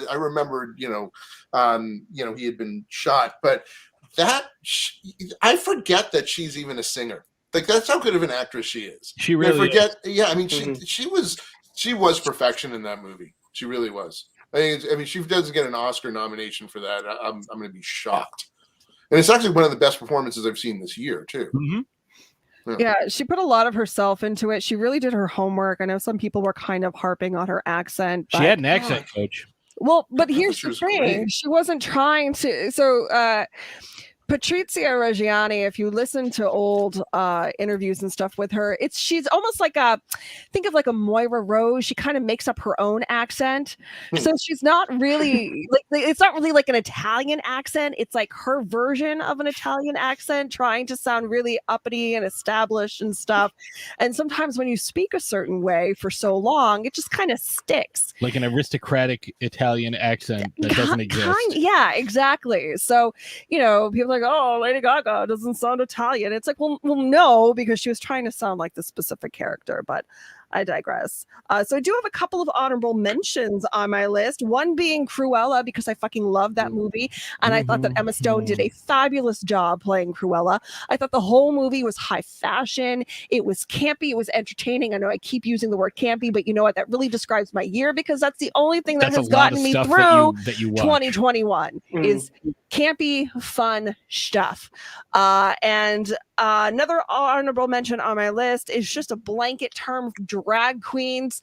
Again, digital drag, following all of these queens on Instagram, local queens. We went to a drag show in August. We're going the next week. So, we did the drive-in drag, the Work the World tour with the RuPaul girls. Which was fucking amazing. We've had this past year, a new season of Drag Race. We've had a new season of All Stars. UK Drag Race. We have a new season. I mean, Drag Race specifically has completely taken over the world. We also had a new season of the Boulet Brothers, Dragula. It's just fantastic, and it's really been very entertaining. And they got a cartoon this year, right? What's that? Didn't they get a cartoon this year? They did a podcast. So on Netflix, they had a cartoon series. I don't know if it was this year or last year, but I know exactly what you're talking about. The Drag Tots. Yeah, it was superheroes or something like the drag that was version the of Muppet Netflix Babies. one. Last year. Yeah. Yeah. And then number one on my list, kind of piggybacking off the drag queen thing, is the Boulet Brothers. I absolutely love the Boulet Brothers. If you have not watched Dragula, it's on Shudder. The 4th season just wrapped up, and I believe in February, Shudder will have seasons 1, 2, and 3 as well. They're kind of all over the place right now, but everything will be everything Dragula related anyways will be on Shudder in February. I have been binging their podcast Creatures of the Night. It has been so good. Their take on the thing where they start talking about like how it's like a metaphor for HIV. Oh yeah. Like that. They have a really interesting take on things. The Boulet Brothers started out as club performers. They are kind of the end of the club kids from the 90s. They wouldn't seem out of place in Party Monster. I was just gonna say club kids. I think you mean Party Monsters. No, they're called club kids. I was making a reference to the thing that Pat out said. That's all. That's all. Speaking of like campy fun, if you haven't seen, I'm sure you've seen it, especially if you're a horror fan, if you're watching Shudder, but Malignant is definitely the, camp movie of the year. If you haven't seen that yet. Yeah. Yes. Is Boulay spelled Boulay? E.T. Oh, it's E.T. Okay. Like Robert Goulet, it sounds like. Oh, as in Robert Goulet. Bobby Goulet. Oh, sorry, kid. It's a down-home Cajun Christmas with Robert Goulet. Yes. Right before the night the reindeer died. So you've been a real good boy. We have a couple of before I get to my list. We have a couple of people who one person sent in a voicemail. It's our good friend Alex DiVincenzo. Apparently sent in a video. Oh my! I have to download it first. Oh, at least you were prepared. Well, I didn't realize it was a video. But while I'm waiting, in fairness to me, I didn't look at this at all until right now. I've got a time flow. I had the email pulled up. It falls right into that whole being prepared thing I mentioned. But fortunately, I have one pulled up from somebody in your house, Brandon. Argo, yes. Argo, yes. Argo sent us. Figured out how to use the keyboard and spell. It says rough. Woof. Food? From your special lady friend Dara. She says my top 5 characters are Villanelle from Killing Eve, Mabel Pines from Gravity Falls. Oh, we watched that for the first time this year at Justin's suggestion. Absolutely incredible. I'm a huge Twin Peaks fan, and I like cartoons. And Weird Al. Wonderful blending of the two. Wonderful. The 10th Doctor, David Tennant from Doctor Who. I know that. I don't see like Tom Baker though. Yeah. Something you approve of, Paul. Yeah. He's my doctor though. Yeah. Roy Kent from Ted Lasso. Great choice. And she did send a correction for this one. She said Harley Quinn from Suicide Squad, and then sent a follow-up email. Sorry, I meant the Suicide. Yeah, she had said to me, she's like, "Oh, I sent them my list of characters," and I was like, "Okay," and she ran it down, and I was like, "Hold on, wait. Did you in your email? Did you say Harley Quinn from Suicide Squad or the Suicide Squad? Because there's a big difference, and you know it." And she was just like, "I have to go send them another email real quick." She typed back Miller. So we do have Alex's video here. So let's see what he's got. Hey guys, Alex from Broke Horror Fan here. I'm It's going not to a do my video. top 5 horror characters to make it a little easier. Number 5, Candyman from the movie of the same name. I love the original movie, but neither of the previous sequels lived up to it. So I was really pleased with Nia DaCosta's take on the material. It expands the mythology of the Candyman character in really interesting ways. And without giving too much away for anyone who hasn't seen it, a few different people embody Candyman throughout the movie, and all of them are really fantastic. Like Willy Wonka. At number 4, Finn Wheeler from Werewolves Within. I think Sam Richardson, who plays Finn, is just one of the funniest people on the planet. He Most loves the people show might know him Detroiters. Deep. He also starred in the criminally underrated Detroiters, and this year he's also in the Tomorrow War. And he was cast in Hocus Pocus too. Can't wait to see what he does with that. But he stars in this werewolf murder mystery as a Either forest Hocus or ranger who's Pocus. new to this quaint town, and his comedic timing and charming naivete are just impeccable. And number 3, Chucky, the Child's Play franchise, is so interesting because it's going on 7 movies and now a TV series, and it still follows the same canon, even though there was a remake in the middle. Thanks to the creative force of Don Mancini, who's written all of them and directed several. The new show is on par with the movies in that it takes Chucky in a new direction without sacrificing his roots. It mixes new and old characters, both of which are really compelling, and Chucky, as always, holds it all together with Brad Dourif doing the voice. At number 2, Greg from Psycho Gorman. No movie entertained me this year more than Psycho Gorman. It's like if the Monster Squad teamed up with a Cenobite to destroy a bunch of Power Rangers villains. The practical effects are great, and the characters are genuinely funny. And it was tempting to go with PG himself for my character pick, but the one who makes me laugh the most is Adam Brooks as Greg, who's the dad of the family. Yes. He's directors. He and I lost our shit about that. So he's also a filmmaker in his own right, but his deadpan delivery in this movie is flawless. I was lucky enough to release it on VHS as part of the Broke Horror Fan Presents line. I have it. So I got to watch it a lot, and he made me laugh every single time. And for number 1, Midnight Mass is my favorite horror thing, any media content, or whatever you want to call it, of the year. So it had to be my number 1 here, but I wasn't sure which character to go with at first because it's such a great ensemble. I almost went with Hamish Linklater, who delivers an incredible performance as the priest, but I have to go with Rahul Cowley as Sheriff Hassan. He was really good in The Haunting of Bly Manor, but he's incredible in Midnight Mass. A lot of it comes from Mike Flanagan's writing. Every episode has at least one amazing monologue, and he just nails them every single time. And I actually learned a little bit about the Muslim faith from the character as well, so it was informative as well as compelling.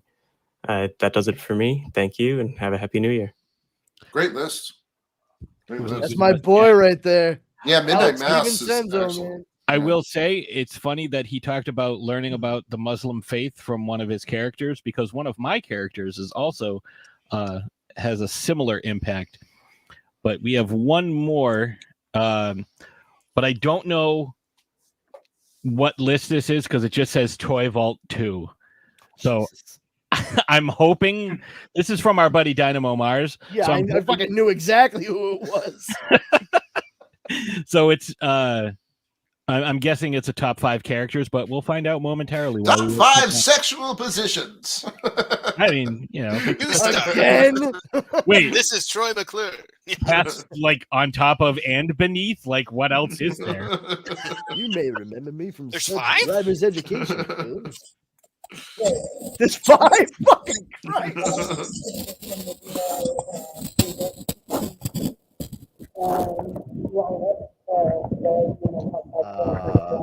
He sent I you an can't really interpretive hear dance.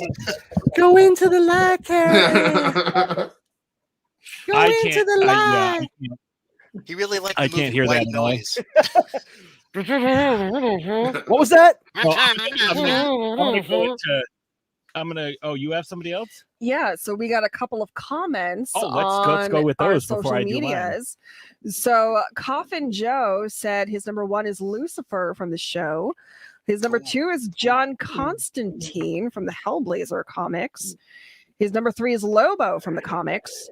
His number 4 is Venom from the Let There Be Carnage film. His number 5 is Spider-Man from No Way Home. Okay. Which Spider-Man? Spider's Man. Hyphen So or no hyphen? And Amazing or hold not? up. I think I'm we gonna might say. have I'm one gonna more. say we have one or two more. Hold on. I gotta Where bring it they're up looking now. different places. Yeah, because it's all over the place. I YouTube, was going to Twitter. mention Werewolves Within as one of my favorite movies. It was on like the top 10 list for this. I'm so glad that Alex said something about it because it's really funny. Well, yeah, it's a blast too. Alex and I, he's one of my best friends on the face of the planet. And he's a very talented filmmaker on top of the fact that he runs brokehorrorfan.com. And I had just the year before Psycho Gorman came out. Every time we have a birthday in like my close group of friends, like vicinity close group of friends, where we get together at my friend TJ and Michael's place. They have like a home theater, and whoever the birthday boy is, they get to pick like the movie or a couple of movies that we're gonna watch that night. And it's a lot of fun. It's a real geeky kind of thing. And this particular year, I decided to throw on the movie The Guyver because I knew that Alex had never seen. Alex is 7 years younger than me, so like he didn't grow up with the same things I did. And I explained to him like, listen, it looks good for the most part, but like it's not a great movie. The second movie has a lot more to it, like it has a lot more substance. But man, when I was like almost 13, I saw this movie for the first time in the middle of the day on Cinemax, and it blew my fucking mind. I got to go to special screenings in that because I knew like Steve Wang and I knew that whole group and Scream Out George and all I would have lost my shit. I would have Yeah. lost it. Like I was obsessed with that movie. Yeah. And I showed it to him, and by the end of it, he was like, I totally get why you love this as a kid. Like, it's a lot of fun, and I really want to see the sequel now. Well, the next year, like, Psycho Goreman came out, and he was like, this is basically, like, this guy was inspired by the Guyver. And I was like, really? He goes like, yeah, no shit. Like, he loved the Guyver and wanted to make his own kind of thing. And I was like, get the fuck out of here. I watched it, and I absolutely fell in love with it. I mean, I give it like a 9.5 out of 10. The only reason it loses half of a point for me is, and I'm sorry to say it, too few hunky boys. Oh no, yeah, I mean, there's definitely too few. But honestly, the daughter, the sister, she grates on me something fierce. Like I get making a character like unlikable, like for a certain point, like to make a point, but like she just like it. I don't know if it was how it was written, if she was directed in a certain way, but I could not fucking tolerate her on screen after the first like 15 minutes of that movie. I gotta agree with you like that. I was very excited to watch that movie because it's totally up my alley, and I found her character really grating. It was hard, really. Yeah, it harmed them. It harmed my enjoyment of the movie. But otherwise, but that's the thing is like for me, it speaks to how much I enjoyed the rest of the movie. For how little I knock off for that performance. Yeah. Especially because, like Alex had said, the guy who plays the father, he is a fucking riot. He is so dry and deadpan in his delivery.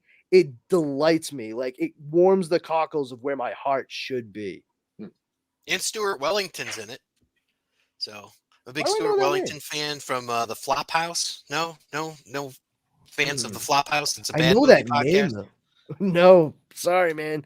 You might have said that name before. That might be why I know it, but sorry, man. Yeah, they do a podcast, and there's a couple guys that were writing for like MST3K and the Daily Show and all that. They do it. He owns a bar called the Hinterlands in New York City. That's pretty cool, man. But he's in the film too, so. And I'm pissed because I bought it and I have yet to watch it. And dude, I'm kicking myself right now. Do it. Yeah, watch it, man. You will not regret it. Yeah. Well, we have another list from. I'm surprised she's not in the live chat right now because she usually is, but she does have 31 kids. Or 4, you know. Oh, hi. I know who you're talking. 34 kids? My God. Or 4. Yeah. So our good friend Colleen has sent us a list with an explanation for each. So what do you got? So she says top 5 characters of the year. Number 5, the Mitchells family from the Mitchells versus the Machines. Truly a family you can relate to and love. Each one of these characters was lively and independently original to their own specific character, even though in their best moments, they came together as a functional family unit. Unit, that's a word. Unit. Number 4, Bluey's family from the show Bluey on Disney Plus. They are a pretty accurate portrayal of a modern family in cartoon dog form. The kids follow the parents into the bathroom. The kids constantly make messes while eating.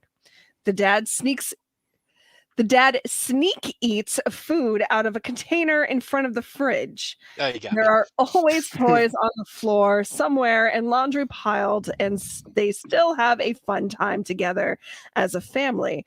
It's rare to see anything but tempered perfection in a child's cartoon, but this, second to only the fever dream that is the secret world of Gumball, which is the greatest cartoon family of all time and a hidden gem of an exceptional show, truly shows how a normal family functions on a day-to-day basis, and their characters and adventures are truly heartwarming.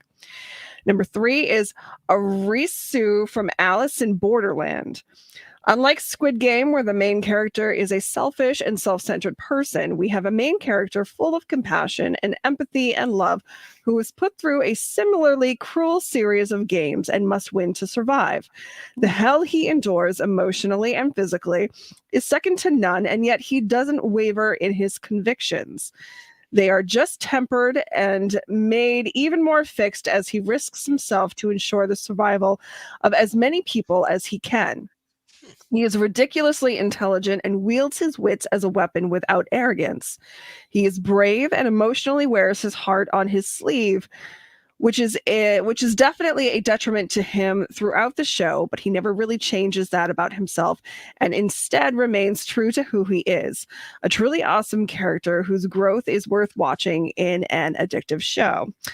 Number 2 is Phoebe, Callie, and Mr. Gruberson from the Ghostbusters Afterlife. The writing and acting was spot on for the mother-daughter interactions of Phoebe and Callie. So much so my daughter and I could not stop laughing and pointing at the big screen as we watched because we'd had some of the same interactions ourselves. It is a next level movie experience when you see yourself depicted on the big screen, and that left my daughter Laurelyn and I glowing long after the film ended. They are incredibly well filled out characters with exceptional dialogue and real appropriate emotions. As for Mr. Gruberson, he is basically Paul Rudd as a science teacher, and who couldn't ask for more there? And agreed. He didn't get Sexiest Man of the Year by accident. He could give me detention any day. Same. And number 1, Katie from Shang-Chi and the Legend of the Ten Rings. We all could use a friend like Katie, or are that friend. She is witty and fearless and brings out the best in Sean, while also sometimes being that wild, chaotic influence he needs. She is by far the strongest female character of the year, while screaming out and joking about her own how sarcastic self-doubts. She buckles down and saves the day in tandem with her male counterpart and is effortlessly modern and progressive while just being perfectly herself. I love her. And she killed it in those pants. She did. So I'm going to go with my top 5 because that was a solid list. So my top 5 has some depth to it. So for my top 5, I went with a video game that I was very much anticipating after the Sony announcement last year, Resident Evil Village. And I just went with like basically the whole cast: Mother Miranda, Carl Heisenberg, Salvatore Moreau, Donna Beneviento, and Angie. Alcina Dimitrescu, who has been the subject of a lot of different types of mods and cosplays throughout the year, and protagonist Ethan Hunt, because while he was a character that we were introduced to in Resident Evil Biohazard or 7, yeah, I don't know why I said Ethan Hunt. Mission Impossible. Mission Impossible. I've never seen it, and I don't know why I picked it. Wow. Yeah, Ethan Winters. We had seen him a little bit as the protagonist and the playable character from Resident Evil 7, but you really see more and find out who he is and like what drives him in Resident Evil Village. Pat, can you see this picture? I don't know if you can see that. It's the people you're talking about in puppet form. That's rad. We did see somebody at Monster Expo dressed as Lady Dimitrescu. 7 feet tall? Yeah, like they had to duck through the doorway and everything. Like they were wearing like these weird riser platform things. I will say, It infuriates me that people cannot say her name correctly when she herself says it in the game multiple times. Everyone's like, well, yeah, in fairness to someone like myself, I've never played the game, so. Oh, and Steven from Super Retro says tons of Lady Dimitrescu memes this year, aplenty in good, bad, and not suitable for work form. That is true. He sent a couple. For number 4, Rick killed a guy. Ollie might recognize these names. I'm going to go with Ellian Wyatt from The Woundwood, played by Lucy Walters and Hudson West, which hopefully, again, we'll see this coming October. But getting to be on set and seeing a lot of the stuff they did, I haven't read the whole script because I don't want to know everything that happens. I still want to be surprised by certain things, even though I, again, was on set most of the time. I thought they both absolutely killed it in the different roles that they had to play and the different things that they had to do. And on top of that, they're both fantastic humans. So, oh yeah, I just got the West's Christmas card. Oh, very nice. Yeah, I texted with Donna over Christmas. My number 3 characters are from the Weirverse. I don't know if that's a thing, but anybody who's familiar with Andy Weir, the writer of The Martian, if you've read The Martian, it's phenomenally written. The science is amazing, but he presents it in a way that is easily understandable. So, like, 2 of the books I read this year were Artemis and Project Hail Mary. And he presents this extremely advanced science, like not just astrophysics, but like economics and ecology. Like there's environmentalism. Like there's so many different things. Virology. Does he explain shareholders? Nice callback. Thank you. Oh, I'm a big fan of callback jokes. So.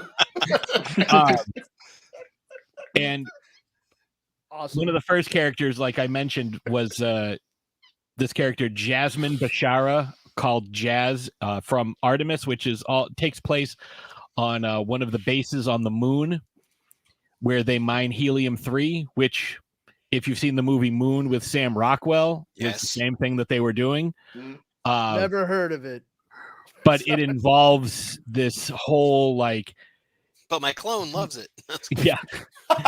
Smuggling ring, like it's phenomenally well written, but it also has a lot of science that goes with it, and she is one of the best characters. And again, you learn a lot about the Muslim faith from it because of the falling out she had with her dad. It's very interesting, and I can't recommend the books highly enough.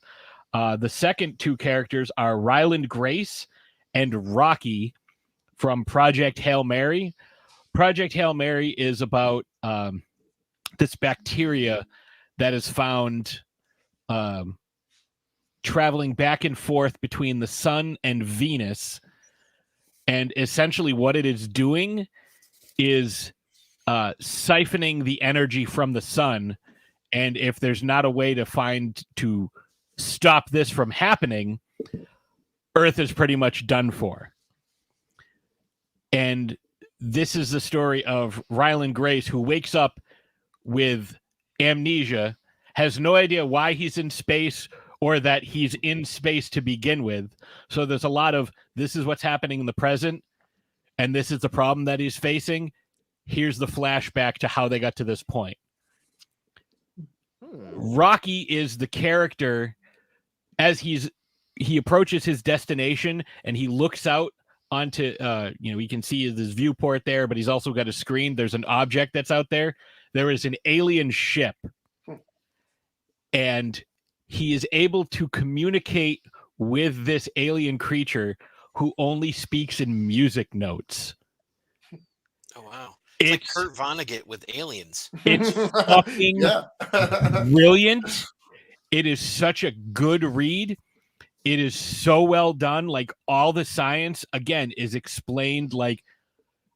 What's that It's called called again? Hail Mary. It's called Hail Mary. Project Hail Mary. Project Hail I wrote Mary it down. by Andy Weir. Like, This is if a you book, enjoyed is The a book Martian, series, or no, it's just one book. oh, okay. If you enjoyed The Martian, either the book or the film, you will enjoy both of these. Artemis and Project Hail Mary. They're fucking amazing.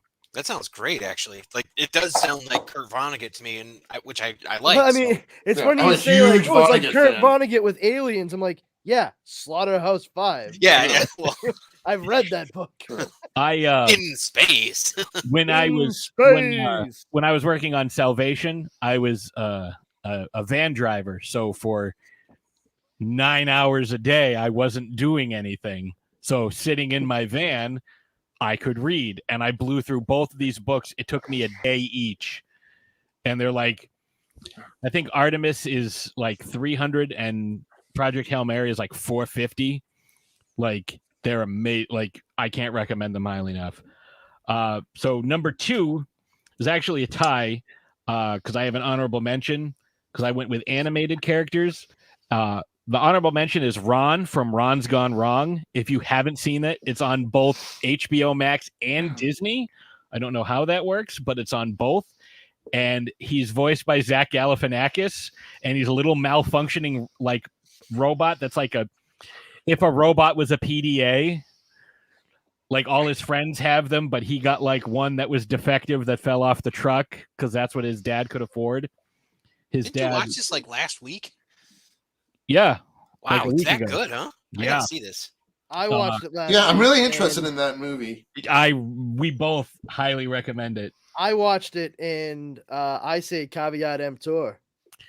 I would also. I felt it was like a half hour too long, but I did think the character of Ron was awesome. Like, he was hysterical. Yes. I will also say Olivia Colman as like the Eastern European grandma. Fucking perfect. My God, dude, that she was really good too. And that's 2 movies that we've now mentioned that have to do with like technology being, to the point, saturating to the point where it's really taken over people's lives. Obviously, Mitchell's versus the Machines and Ron's Gone Wrong with the way those PDAs work. Honestly, Olivia Colman did voices in each one of them. Yeah, when we pointed that out when we were watching it, but honestly, that move, like Ron's Gone Wrong, to me was a combination of Cloudy with a Chance of Meatballs 2 and Mitchell's versus the Machines. Oh wow, okay. That is one of the best jokes ever. The Cloudy, there's a leak on the boat. Ah! Yes. I mean, I felt it was actually kind of like Cloudy with a Chance of Meatballs, but with like the Social Network. That's how I viewed it. Yeah, with like the whole like the headquarters and everything. Yeah. It was very similar. They borrowed a lot from and the guy who created everything was named Mark, and I was like, okay, all right. So sounds like Silicon Valley as well. Oh, kind of tying back to what a lot of commentary for sure. So that's my honorable mention for my second spot. My first spot is Benny from Benny Loves You. Ta-da! If you have not seen Benny Loves You, it's a 2019 British horror comedy. It's fucking amazing. And like the guy's describing this little like he calls it a teddy because it's British. So like this little stuffed animal that comes to life, and he's like trying to explain it to his like girlfriend. And he's like, it can't be bargained with, it can't be reasoned with, and it absolutely will not stop until you are dead. And I'm like, that's fucking great. I love any Terminator reference, but I will say, and I recently rewatched all the Terminator films. All of them? All of them? All of them. I am so sorry. Yeah, my God. Nick Stahl is thanking you. But I will say, one of the most underrated one-liners in the entire franchise is when he's talking to he's in the gun shop and he's asking for all the different guns and he's loading the shotgun and the guy's like, hey, you can't do that. Wrong, and blows him away. Like, no one ever brings that one up, but it's probably my favorite. Wrong. So your parents are dead. I have 3 honorable mentions before I go to my number 1 spot. And I actually might have to go soon just because I That's told my totally son, fine. I'll only be on for 20 minutes. It's now, I think, an hour and 45 minutes. I have to cook dinner. So, Well, we're gonna. You're already on the prize wheel, so we'll talk about the prizes right after I do my top one. So my number one, my honorable mentions. Randor Belmorn from Steve Van Samson's Mark of the Witchworm. Super complicated character, many layered. I really enjoyed him. Divine, the drag queen. Great friggin' episode of Throwdown Thursday, too. Thank you. And Richard Thorncroft, played by the incomparable Julian Barrett in the movie Mindhorn. If you like The Mighty Boosh, you will like this movie. Write this down. What if you like the Great one British really Bake have Off? much to do with the other. No, but it has several of the actors but the humor is. Oh, I know what you're talking about. What was the name I know of it what you're again? talking. Mindhorn. I know what you're Mindhorn. talking about. Oh, that's good. It's like it's a lot of fun. It's Great. like I know exactly what you're talking about. It's almost like a parody of he's this guy who played like a parody of like the $6 Million Man, but he was also like a detective. And so there are real crimes happening, and like somebody's like, "Oh, I know what's going on, but I'll only talk to Mindhorn." And like he's washed up and divorced, and like his former co-star is now banging his wife. Like, And this is a movie? yes, Awesome. Netflix. By the way, can I just mention something before you get your last? Just something to watch on Netflix, which I just finished binge watching with my son last night. There's this thing that's with Kyle Mooney from Saturday Night Live called Saturday Morning All-Star Hits. Have you guys seen this thing yet? No, I'm trying to get him on my show, actually. Yeah. It is amazing. It is like a parody of old, like late 80s, early 90s cartoon shows. But it just goes, it has an overarching arc over the course of the episodes that it's so, and Kyle Mooney plays multiple characters, multiple brothers, like twins, like sets of twins. It is so incredible. And they have like fake commercials, fake news channels. They make fun of like 2020 or like, I mean, every episode is different, making fun of like different things. Paul Rudd's in it. Yeah. Yeah, Paul Rudd is one of the voices in it. It is so incredibly well done, and it's hilarious. I can't recommend it enough. It's called Saturday Morning All-Star Hits. If you like stuff like that, there's random. It's like totally my type of humor, completely random and hilarious. So sorry. No, that's okay. So for I do have honorable mention for this one. As some of you know, I've been doing a podcast called The East Meets the West, where we pair a Shaw Brothers kung fu film with a spaghetti western. Actually won an award last year or this year in August. I had heard that. Yes. And I've been watching a lot of spaghetti westerns and a lot of Shaw Brothers movies. And this year, one of the movies I saw, actually several of the movies I saw, starred Terrence Hill and Bud Spencer, who, if you're not familiar with Bud Spencer, he almost got the role of Bluto in the Popeye movie with Robin Williams because he looks so much like him. And in every single movie he's in, he does several signature moves. One is, because he's a big dude, bopping somebody on the top of the head to knock him out. A bunch of guys pig pile on him and he throws them all off, picks somebody up and heaves them through a window, because that's a spaghetti western and he's a big guy. So he has to do that in every single movie he's in. When you pair him with Terrence Hill, who is like fast as a liquid snake, like this dude on the draw, he is amazing. So the two of them, like in a couple of movies, they play brothers. In a couple of movies, they're just partners. Like there's one movie where they're like, "Oh, we're going to rob these guys." And they go to rob this carriage. And like, instead of robbing them, they help fix the wagon wheel and like give them money to take their infant son to see a doctor. And it's like, it's so wild. So my honorable mention is anything with those two guys in it. Do you know there's a new Blu-ray box set of the Shaw Brothers? Yes. Yeah. Yes. Oh yeah. It's on the list. Yeah. Everything's on the fucking I know. So my number one is a character from a movie who didn't play himself in the remake. I'm doing air quotes if you're just listening to this. Franco Nero, For our listeners. Franco Nero's Django from the movie Django. So there are 46-ish Django movies, but only 2 that are canonically connected. Jesus Christ. People took The rest are all because unchained. it was so good. Like, tell me if this sounds familiar at all to you. First of all, the theme song is the same theme song used in Django Unchained. But Okay. he's traveling and he is dragging with him a coffin. And he gets accosted by this group of guys. And he kicks open the coffin and it's full of fucking guns. And he massacres the entire group. Sounds like a fun romp for the whole family. Well, it's Desperado. No, that sounds awesome. It's so good.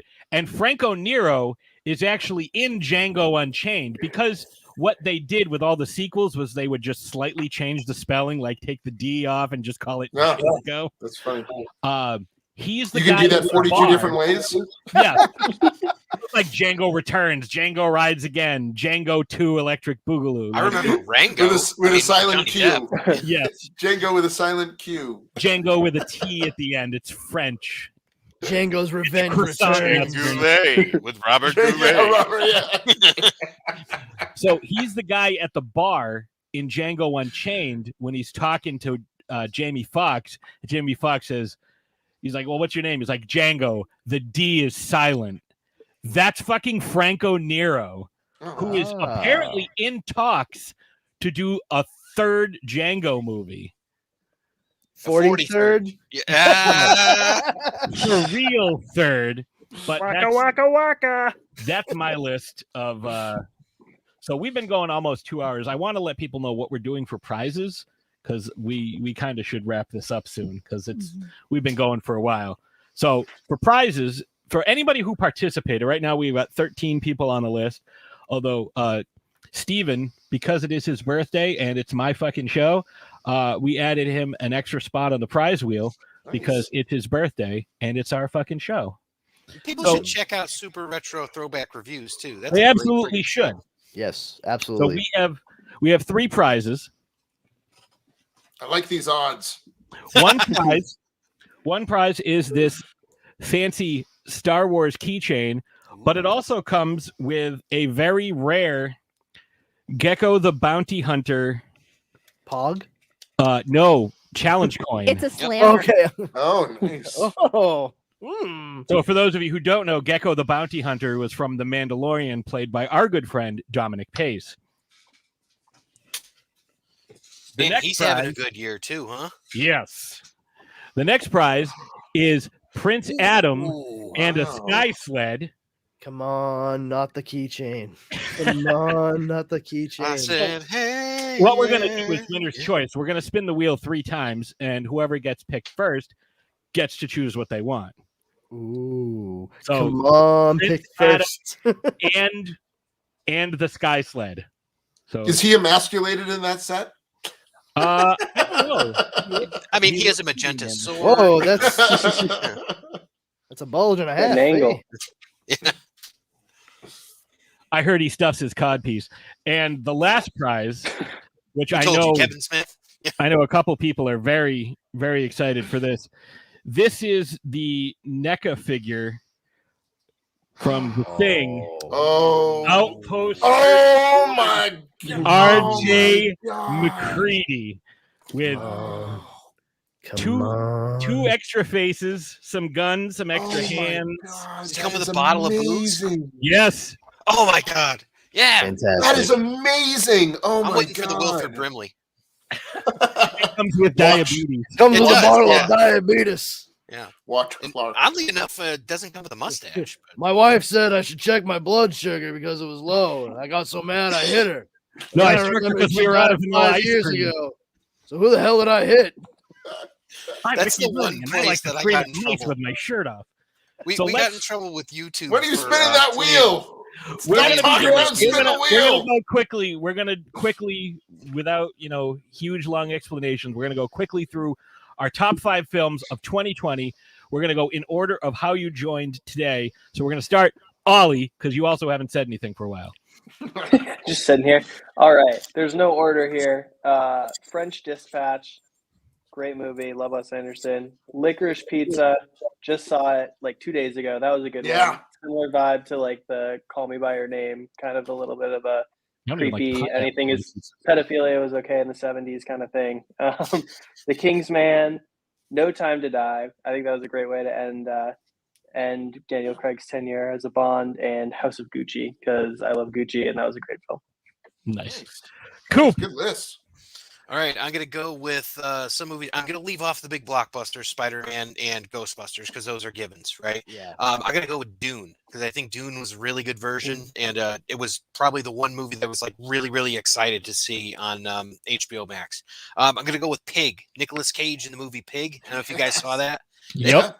I walk around the house now going, "Where's my pig?" You know? You sound like Buffalo Bill. Exactly. Yeah. You're a great big fat pig. I need my pig. Yeah. Have you seen the trailer to his new movie where he plays himself? It looks absolutely. amazing. I think Pat sent it to me. So yeah. Oh God, it looks amazing. Speaking of which, another Nicolas Cage film, Willy's Wonderland, also came out. This good year. one. Great. Technically, it came out. I didn't like it. No, like it. I liked it, but my kids are really into Five Nights at Freddy's. So to us, it was like, oh, this is just too cool. So I liked this movie, animated film this year from Shudder, Spine of Night. I don't know if anyone had seen that. I didn't see that was really great. It's rotoscoped. It's along the lines I love that. of like Ralph Bakshi in the old Lord of the Rings. Fire and Ice. Wow. Fire and Ice. Yep. Spine of Night. It's called Spine of Night. Yeah. All And right, it has go check Lucy that out. Lawless in it as the title character. She's the spine. Wait, Richard, or is what's she his Night? name? I forget the guy. He played the old Loki. But he's in it. Oh, Richard E. Grant. Richard E. Grant and From Star Wars. Joe Manganiello is in it. You know, it's really, really good. It is not to be watched around children. I will just say that. So Patton Oswalt's in it too. Maybe with that attitude. And I've got The Suicide Squad, which I liked. I thought that was a really good movie, really fun to watch, and such a departure from the other one. And the last one I'm going to go with would be Shang-Chi, because I think it's a fun film, and I watched it with the whole family, and everybody enjoyed it. I believe his name is Sean Chi. Yeah, my daughter tried told me that. Anyway, my daughter said the same thing yesterday. I'm like, all right, got it. You know what we're talking about. Rob Howe, what do we got? All right, let's see here. Let me pull my list over. I tried to whip this out. Excuse me, whip this out. Excellent Blazing Saddles help reference, that poor Paul. man. So yeah, I stayed away from blockbusters like the given big old titles, but in no real particular order. I didn't go that far. I went with Psycho Gorman. Absolutely love that movie. Tick Tick Boom on Netflix. Okay. Oh, that's a good one. Yeah, about the creator of Rent, played by Andrew Garfield. I really enjoy Andrew Garfield as a performer. He hates Mondays but loves lasagna. I first took notice of him in the Imaginarium of Dr. Parnassus. Yes. So like I've been a fan of his for it is. I've been a fan of his for a while, like long before Spider-Man. Then Dune, I really enjoyed. I am a big David Lynch like Twin Peaks fan, but I am not someone who is well versed in his Dune from the 80s. So I had nothing to really compare it to in that sense. He even hates that. I really enjoyed this movie, and I'm glad to see that they are going to continue it with the sequel or the second part. Nobody, starring Bob Odenkirk. Yep. Yes. I really enjoyed that flick. Yeah. You could tell straight away that it was done by the same people who did John Wick, and I had no problem with that. I will give them credit for I'm not spoiling nobody for anybody at this point, right? I mean, you're not screwing anybody for nobody. What? Okay. Well, I won't say anything about the very end. Brandon, I know why you like the movie. I'll put it that way. I'll say this: if they're going to continue on with it, they very wisely set the course for that in this movie. So it's something that you walk away from the end of it, like when it's all done, thinking like, okay, they could probably go further with that if they wanted. It's a problem I have with the John Wick movies. I love John Wick. I fucking hate the sequels because I Oh. feel the first movie was perfect. It didn't It need told to the whole continue story. on. Exactly. There was no need for anything past it. I've seen both of the sequels in the theater, Yep. and I rolled my eyes back so far in my fucking head during Wow, part I like 2 them. that I saw my Braun was own in it, goddamn dude. brain. In part 3 was marginally better, but I that's like like I like saying, part two. four. well, at least I only had violent regular diarrhea instead of dysentery. You know what I Oh, mean? all right. Do I ever describe nobody to people? I say it's John Wick with the tone of Mr. and Mrs. Smith. It's John Wick if his wife hadn't died of cancer and he started a family. Yeah, That's but it's like the tone of Mr. and Mrs. Smith. You know what I mean? Yeah. It's like it's yeah, not that's as yeah. I can dig that. I can dig that. But it was just Bob Odenkirk was excellent. Connie It Nielsen was. was excellent. Everybody, Christopher Lloyd. Yeah. I really enjoyed the entire movie, and Me too. I'm always a big fan of getting Pat Benatar's music inserted somewhere in the middle of a badass flick. And then like before I get to the last one, honorable mention. It was a rewatch for me. I hadn't watched it in a couple of years. It's a movie called Butter. It Oh, stars I love Butter. love the movie Butter. Great movie. It's always like catches me by surprise when I watch it. It really lifts my spirits. So And I good. just kind of happened upon it. I was like, oh, you know what? Butter today. And this was a few months ago. It really did the trick. It stars a young Yara Shahidi who became popular from the show Blackish on ABC, as well as some smaller roles for Alicia Silverstone and Rob Corddry. And then the co-stars Jennifer Garner, has Olivia Wilde, Not Simpkins? Sheridan. what? No, the guy from Modern Family. Yeah. Burrell. Ty Burrell. Yes, and there's Mabel. somebody, Hugh Jackman. Oh, Hugh Jackman is also in it. I've heard of him. It's a comedy. It's really it's funny. It's also got a lot of heart. I recommend checking it out. I believe it's on Netflix. Do yourself a favor. It's a really good flick. And then my actual like final full blown pick is The Matrix Resurrections. Okay. Good for you, man. I loved it too. Honestly, I'm just like mad by it. well, here's the thing. Like, I'm not somebody that was fully enamored of Reloaded and Revolutions. Yeah, me neither. And like I said earlier on, like with The Good Place, like I love philosophy. I love all of that shit. And I dig the bigger philosophical questions that the Wachowskis like to ask in a lot of their films. Like I almost creamed my jeans when I saw Cloud Atlas. That was me. I can't speak for anybody else, obviously.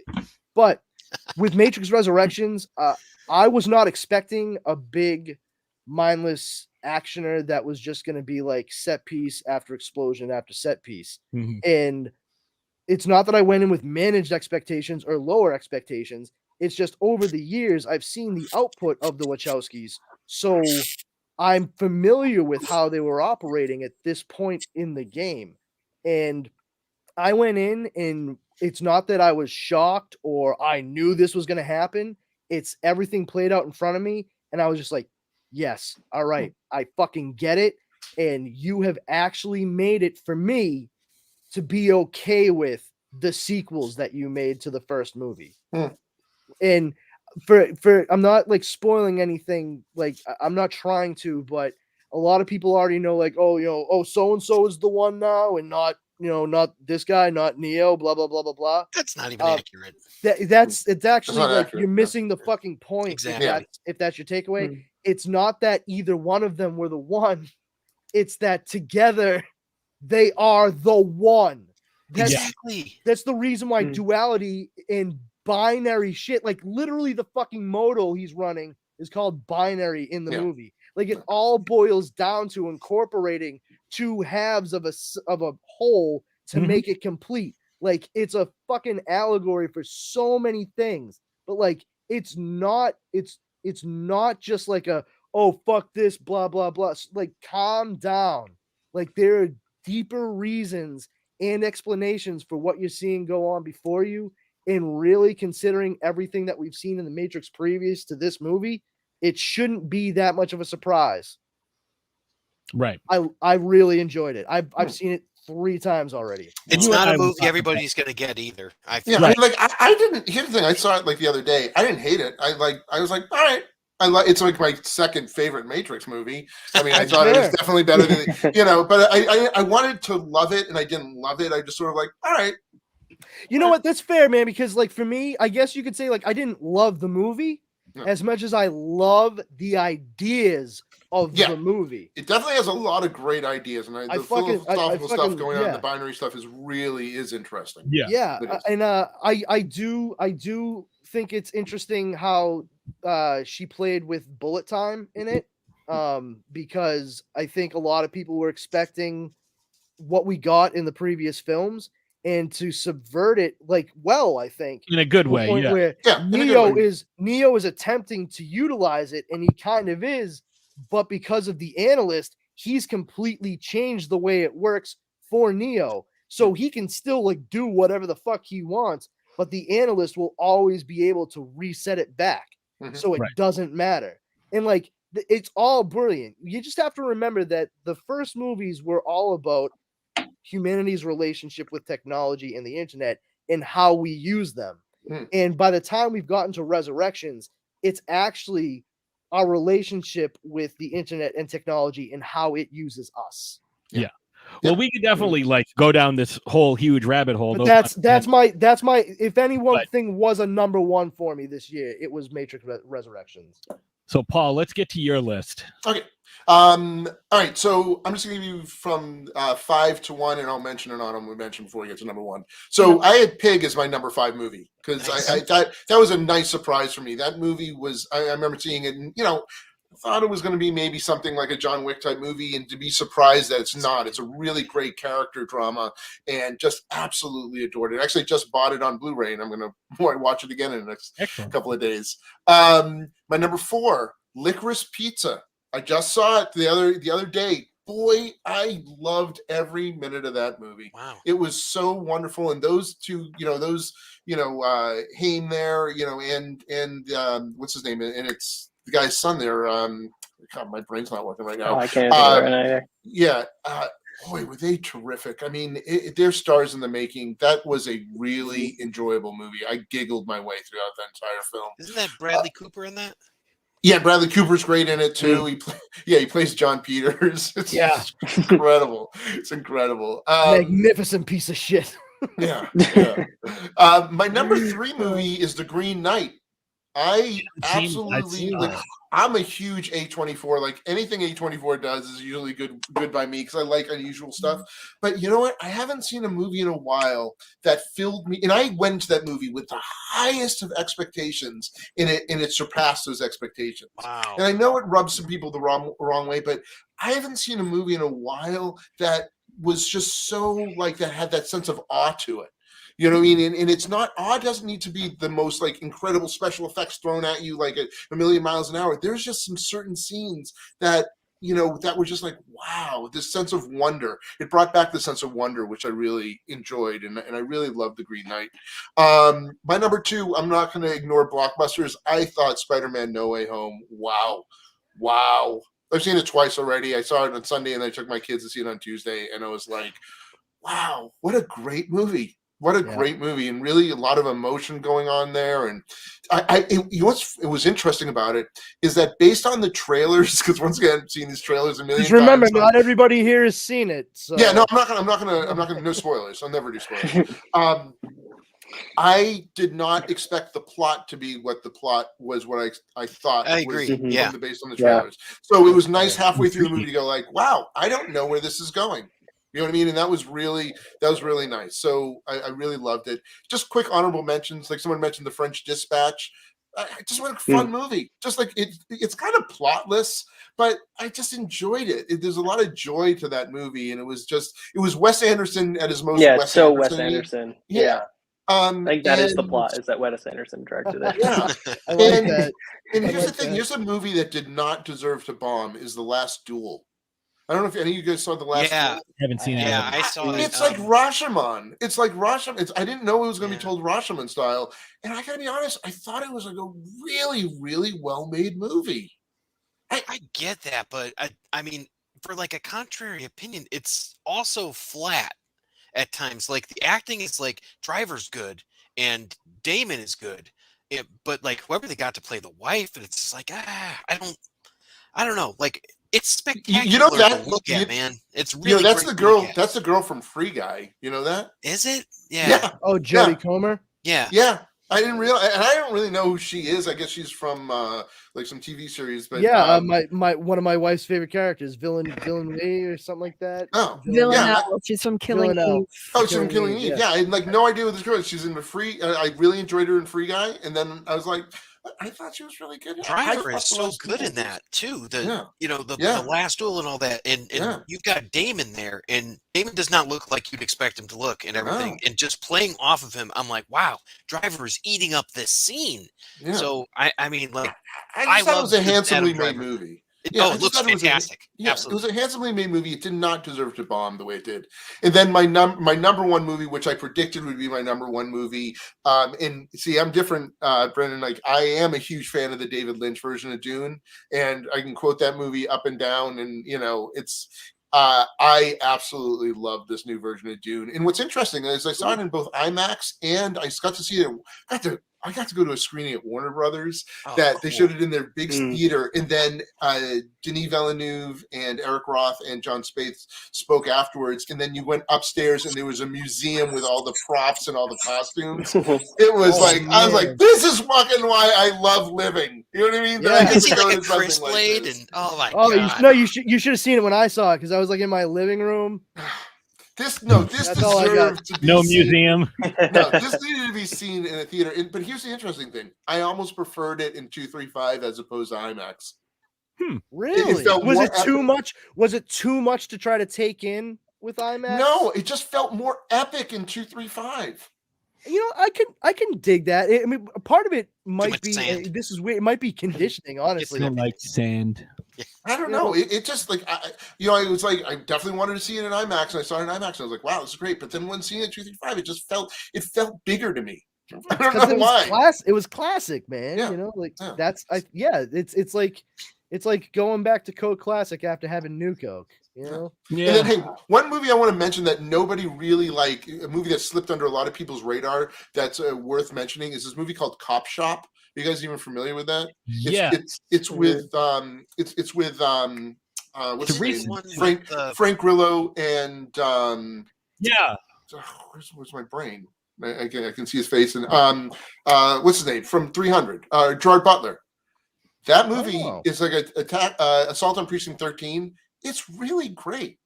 I just went and saw it just for the fuck of it. I was like, I'll go see it. Frank Grillo and whatever. It was really, really fun movie.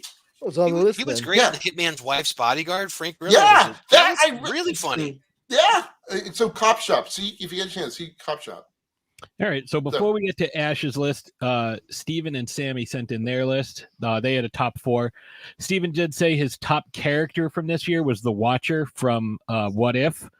But he said for him and Sammy, their top 4 movies all came out in the last half an hour.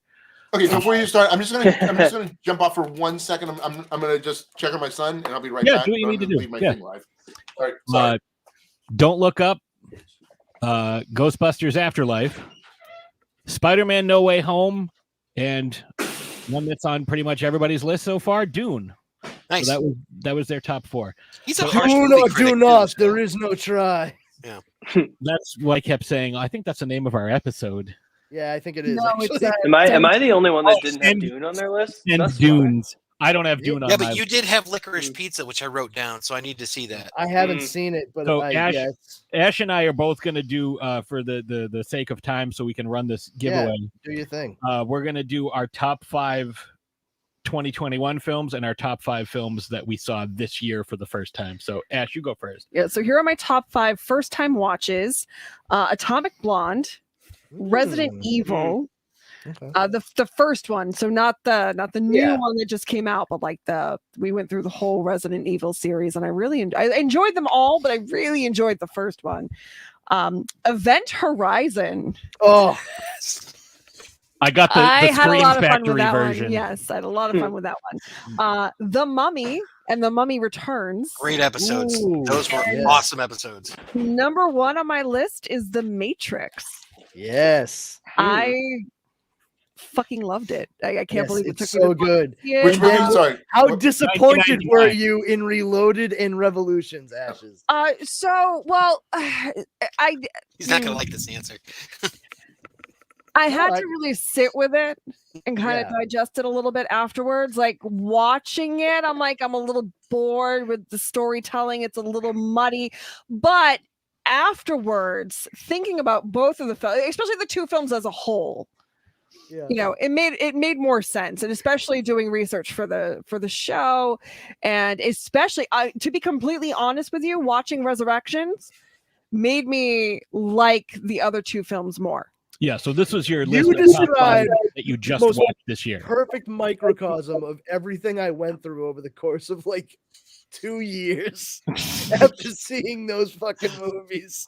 I had to like sit with it and really ponder it and like eventually come to a decision like, I mean, I guess I have to acknowledge their existence. He's pondering his orb. But here's the thing: it's not that I didn't hate them. I just thought that me neither. I didn't hate them. There's a lot that, in comparison to the first Matrix, the second and third. They didn't plan on making anything past the first movie. If And they you can had, tell. they would not have made Neo anywhere near as powerful as he was at the end of the Matrix. Because of that, they ran into difficulty with giving him like weaknesses within the story itself. Right, which is one of the Why things it's that so they hard to write for retconned. Superman. Right, and then that's one of the things that they kind of took into consideration with this new one and almost like corrected it a little bit. Yes, like I said that to Dara. Well, I'm glad that you enjoyed the first movie so much. That's awesome. What are your top five from this year? Top five new releases. Actually, before you jump in, is it possible that my son is so pissed at me because I was supposed to cook dinner like half an hour ago? Could I jump on? Would it be possible for me to jump on my cell phone so I can still do this? If you just click the link, it'll ask you to open it up in whatever internet Safari or okay, because I want to stay to the end of this, but I'm gonna cook while I'm do your thing. All right, so I'm gonna jump on and then jump off. All right, sorry. No problem. So sorry. No. So what's your top five? So top five: The Mitchells versus the Machines. Fucking love that movie. Good. Ghostbusters Afterlife, Gunpowder Milkshake, which I call hamburger milkshake. Last Night in Soho, and House of Gucci. So my top five first time watches from this year, from something that I watched for the first time this year that may have been out for a while. I Am Divine. That was so good. Getting to see the behind the scenes, like who Divine was, who Glenn was, mind blowing. Number 4 was 2015's Green Inferno, one of the most brutal kills I have ever seen in anything. Number 3, 2019's Benny Loves You, so fucking good. I recommend it to anyone. I have it written down. Number 2, let me get Paul back. I'm back. Gotcha. I'm going to be making chicken parmesan as I'm talking to you guys. Nice. All right. I just went over my top 5. I Am Divine, Green Inferno, Benny Loves You. Number 2 is actually a short film that we saw earlier this year, our first time back in the theater, The Ballad of Sharkosaurus. Such an amazing film. They built a 14-foot animatronic shark. It was awesome. What is that? I've never even heard of that movie. It's a short film based on a graphic novel. Oh. It's like Old West, and they're dynamiting, and they wake up Sharkosaurus, and he comes in and slaughters everyone. Oh, it's so good. My honorable mentions, and again, these are movies that I had never seen and just watched for the first time this year. Halloween 3, Season of the Witch. Oh Nice. my god! Nice. Yes, loved it. I'm so with happy. Tom Atkins. Yep. Yep. Yes, Another tie back. The Super Deep, which is on Amazon. It's fucking amazing. It's like The Thing meets The Last of Us, the video game. Cool. It's incredible. A movie I just watched today, 2010, The Year We Made Contact. Yes. Wow. Yeah. The Shaw Brothers film Crippled Avengers. so good. Day of Anger with Lee Van Cleef. Oh yeah. God Forgives, I Don't with Terrence Hill and Bud Spencer. And another one, and this was actually parodied on The Simpsons, which I didn't think it was a real movie because Troy McClure says, you might remember me from such films as Today We Kill, Tomorrow We Die. It's a real fucking movie. And my number one film that I'd never seen before and I watched this year because I was like, you know what? I kind of like Westerns. Let me try 1993's Tombstone. What? You've never seen Never Oh my god! How much did you love that movie, dude? My number one first time watch for this year. Oh my god, that is one of the. We watched that in greatest, my film class in high school. It's amazing. You would even like it. Oh my god, it's so good. Val Kilmer is. Val Kilmer deserved to get nominated for an Oscar for that. He was so good. Yeah. Michael Bain, Richard Harris. That final duel with fucking Michael Bain. Oh, Yeah. get the fuck out of here. Johnny Ringo. Oh. I'll be your Huckleberry. I'll be a That Huckleberry. movie is, and I assume you've seen Silverado, right? Oh, No, love Silverado. What? Never really I watched will it. mail you that DVD. Okay, These were never really my thing, but look, as far as actually modern westerns, saving. you don't get much better. I mean, other than Unforgiven, you don't get much better than Silverado and Tombstone. 100% agree. I'm Yeah. saving. We're actually going to be doing one coming up that I'd never seen. You might have heard of it, The Good, the Bad, and the Ugly. Oh my! I've never seen it, but we're saving it. And it's funny, I just learned the other day, one of the ones we did a couple weeks ago called 5-Man Army, written by Dario Argento. Huh? Yeah, that sounds right. That makes Um, sense. So my top 5 2021 films, tied at number 5, Venom, Let There Be Carnage, and The Matrix Resurrections. Number 4, little bit of a cheat, The Fear Street Trilogy. I really fucking enjoyed that. Mm-hmm. Number happy 3, that I you had the enjoyed same it. number 3 as Ashes, Hamburger Milkshake. Number 2, Ghostbusters Afterlife. Honorable mentions, Inside, that Bo Burnham special. Oh yeah, that was great. Like, it's funny, but Bo also Burnham, like you're talking seeing his mental state deteriorate as he goes. Like it's what we all went through. Yeah. Bloody Summer Camp, which is actually a film I backed on Indiegogo, and they sent me an advanced copy so I could review it. Really good. Felissa Rose, Dave Sheridan, the usual suspects for these types of films. And actually a buddy of mine, Christian Jensen, who's like an erotic horror writer. He was fucking great. He played like the asshole of all assholes. Just quick question. Does he write horror and he himself is very erotic? I was going to ask It's describing. It's actually one of the first Twitter followers I ever had. There's a lot of ambiguity in that statement. I think it's meant to be that way. 2 more honorable mentions. Godzilla vs. Kong, which it didn't have everything I wanted, but I was looking forward to it so fucking much. And I loved it. You mean this Godzilla versus Kong that I just got on 4K Blu-ray? Yes, that one. For $7.99. And one that kind of flew under the radar, but like I really thought it was excellent. Stowaway with Anne Hathaway. I gotta watch that. Yeah. Oh, it's excellent. It's so good. And my number 1, this is one that popped up on quite a few lists, but number 1 movie of this year was Pig. Pig was great, man. It was so different than what you thought it was going to be when you get there and like the Someone climax of the explained to movie. me is John Wick, Yeah. but if he was a chef. Yeah. And like that's not really what it was. Yeah.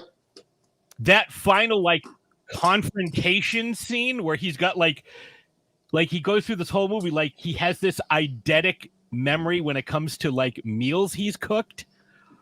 Yeah, it's so good. We So love it. I've watched it like 4 times, I think. Hey, listen, I really liked it. I'm proud of every single person here for not having said Zack Snyder's Justice League at any point. I like it, but I'm not going to say it's my In their favorite. in their 5 of 21. That we discussed Justice League. We all know how we. Oh yeah, no. I'm just saying, like, I'm glad it wasn't in anyone's top 5. That's all. All right. Bravo, So you here's our prize wheel. Ollie, you haven't said anything for a while. Give me a number 1 to 13, and I'm going to shuffle this that many times. Give me a prime number. Give me 8. All right. So here we go. That's 1, my lucky number. 2, 3, 4, 5, 6, 7, 8. So we're going to spin this for 30 seconds, not 10. So 30 seconds. A big reveal. This is a very complicated prize wheel. So this is how I do stuff when I run like my memorabilia giveaways too. So we're going to spin this 3 times. First winner gets their choice of prizes. Second winner gets choice of what's left. And the third winner gets whatever doesn't get picked. That's what they deserve. Yeah. Everybody else gets nothing. So here we go. Here's spot 1. Wheel of morality. Turn, turn, turn. Tell us the lesson that we should The learn. computer will tell us. So if it's like really close, the computer will tell us who the winner is. Come on, me or my Zack wife. Snyder. What? Oh. Come on. Stay. Not looking good for me. Stay. Fuck. Uh-oh. Happy birthday! Keep going. No, Come it on, buddy. You can do it. Oh, Steven! Congratulations, Congratulations, Steven. buddy. I know what he's going to pick. Oh, I do too. Yeah. I know he wants the keychain. Yeah, absolutely. So let's We just talked continue about on. that on the How last to, Dorkening episode. So we're going to remove that instance of Steven.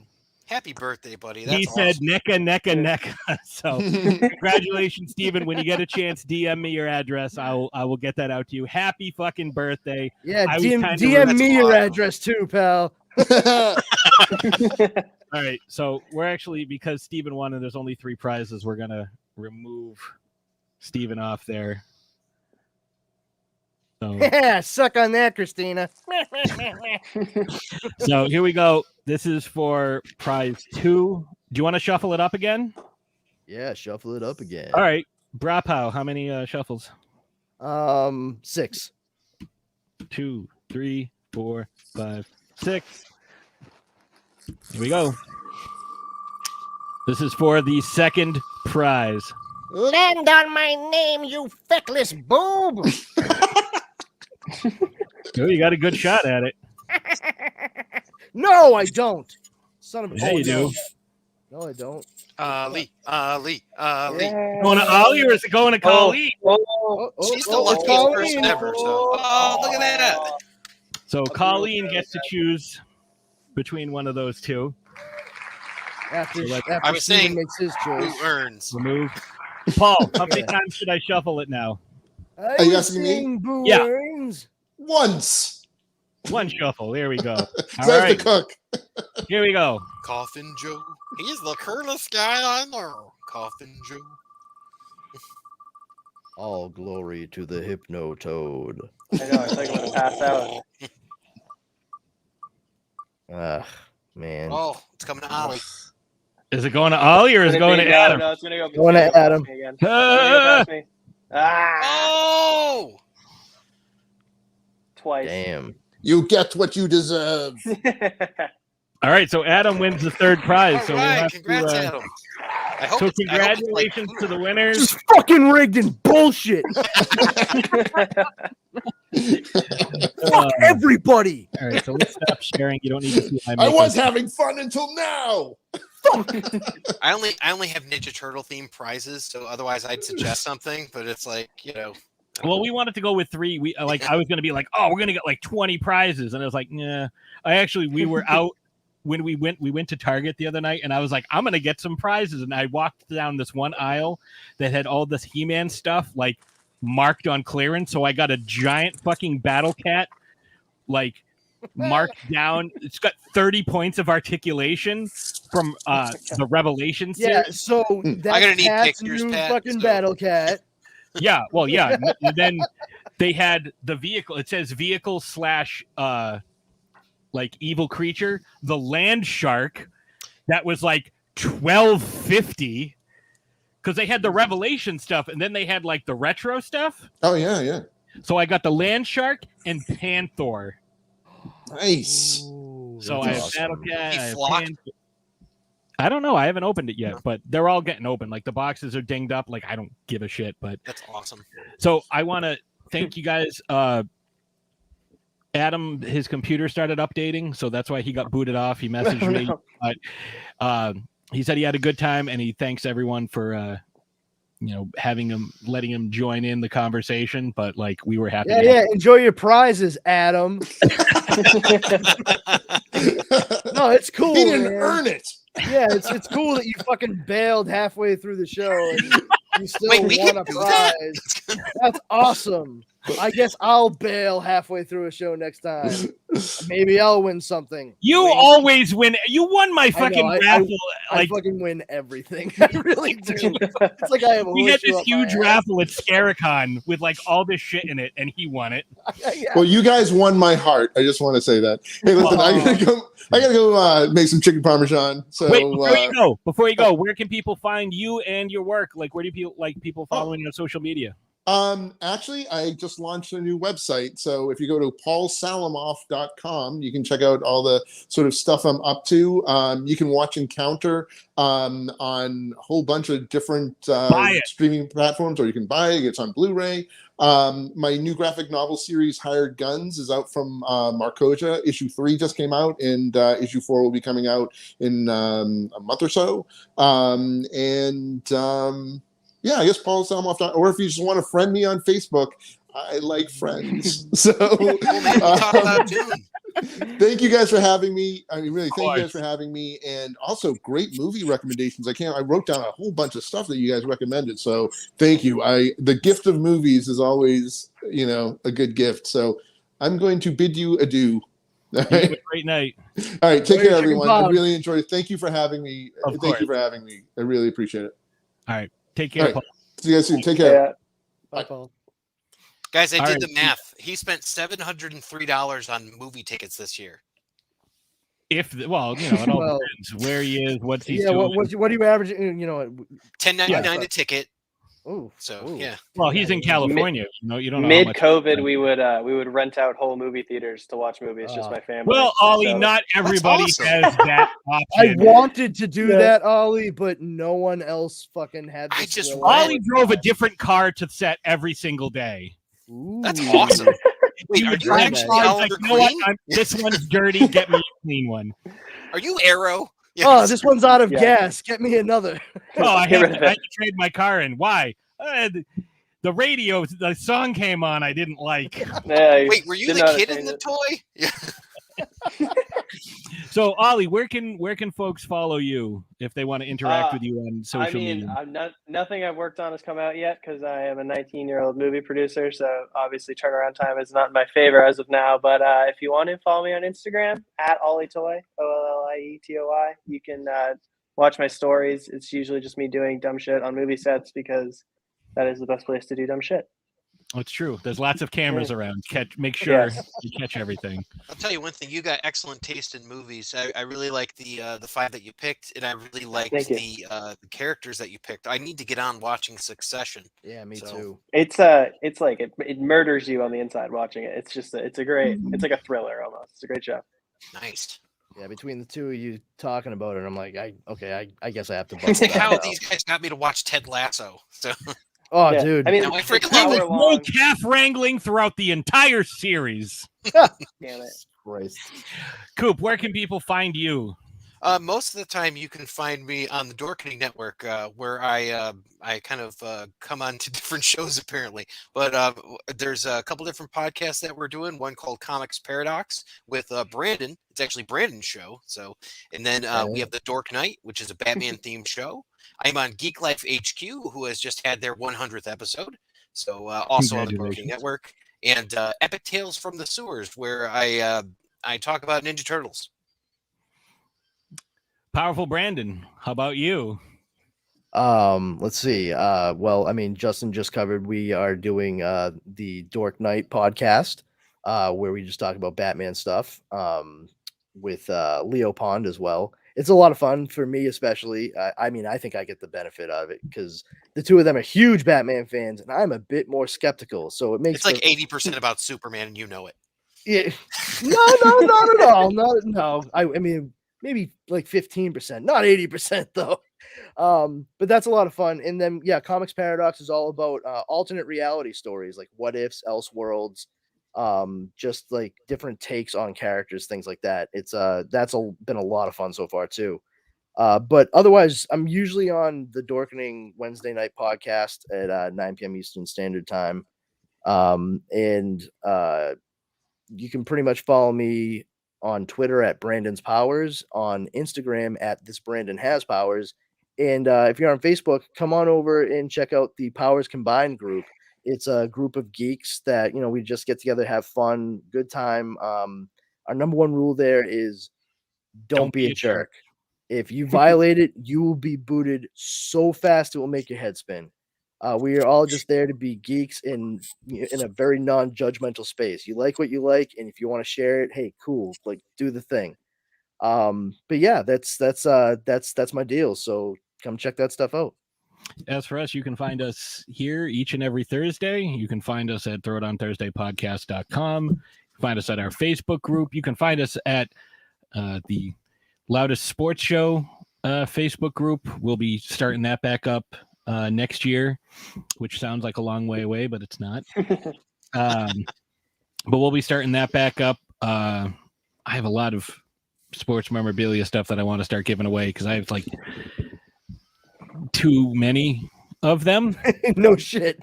No, you don't even see all the like there are 10 boxes behind me. If you tried to walk, we just say there's hold on. Oh. All of those helmets, those boxes all have helmets. Oh wow. I wasn't too far off in my assessment. I bet he gets a great helmet. Why? What have you heard? We're going to be doing that. And I think with that being said, we will see you next year. So, yeah, that thing. I was wondering if you were going to say it. Both things are true. It's true. So you guys have a great night, and we'll catch you on the flip side.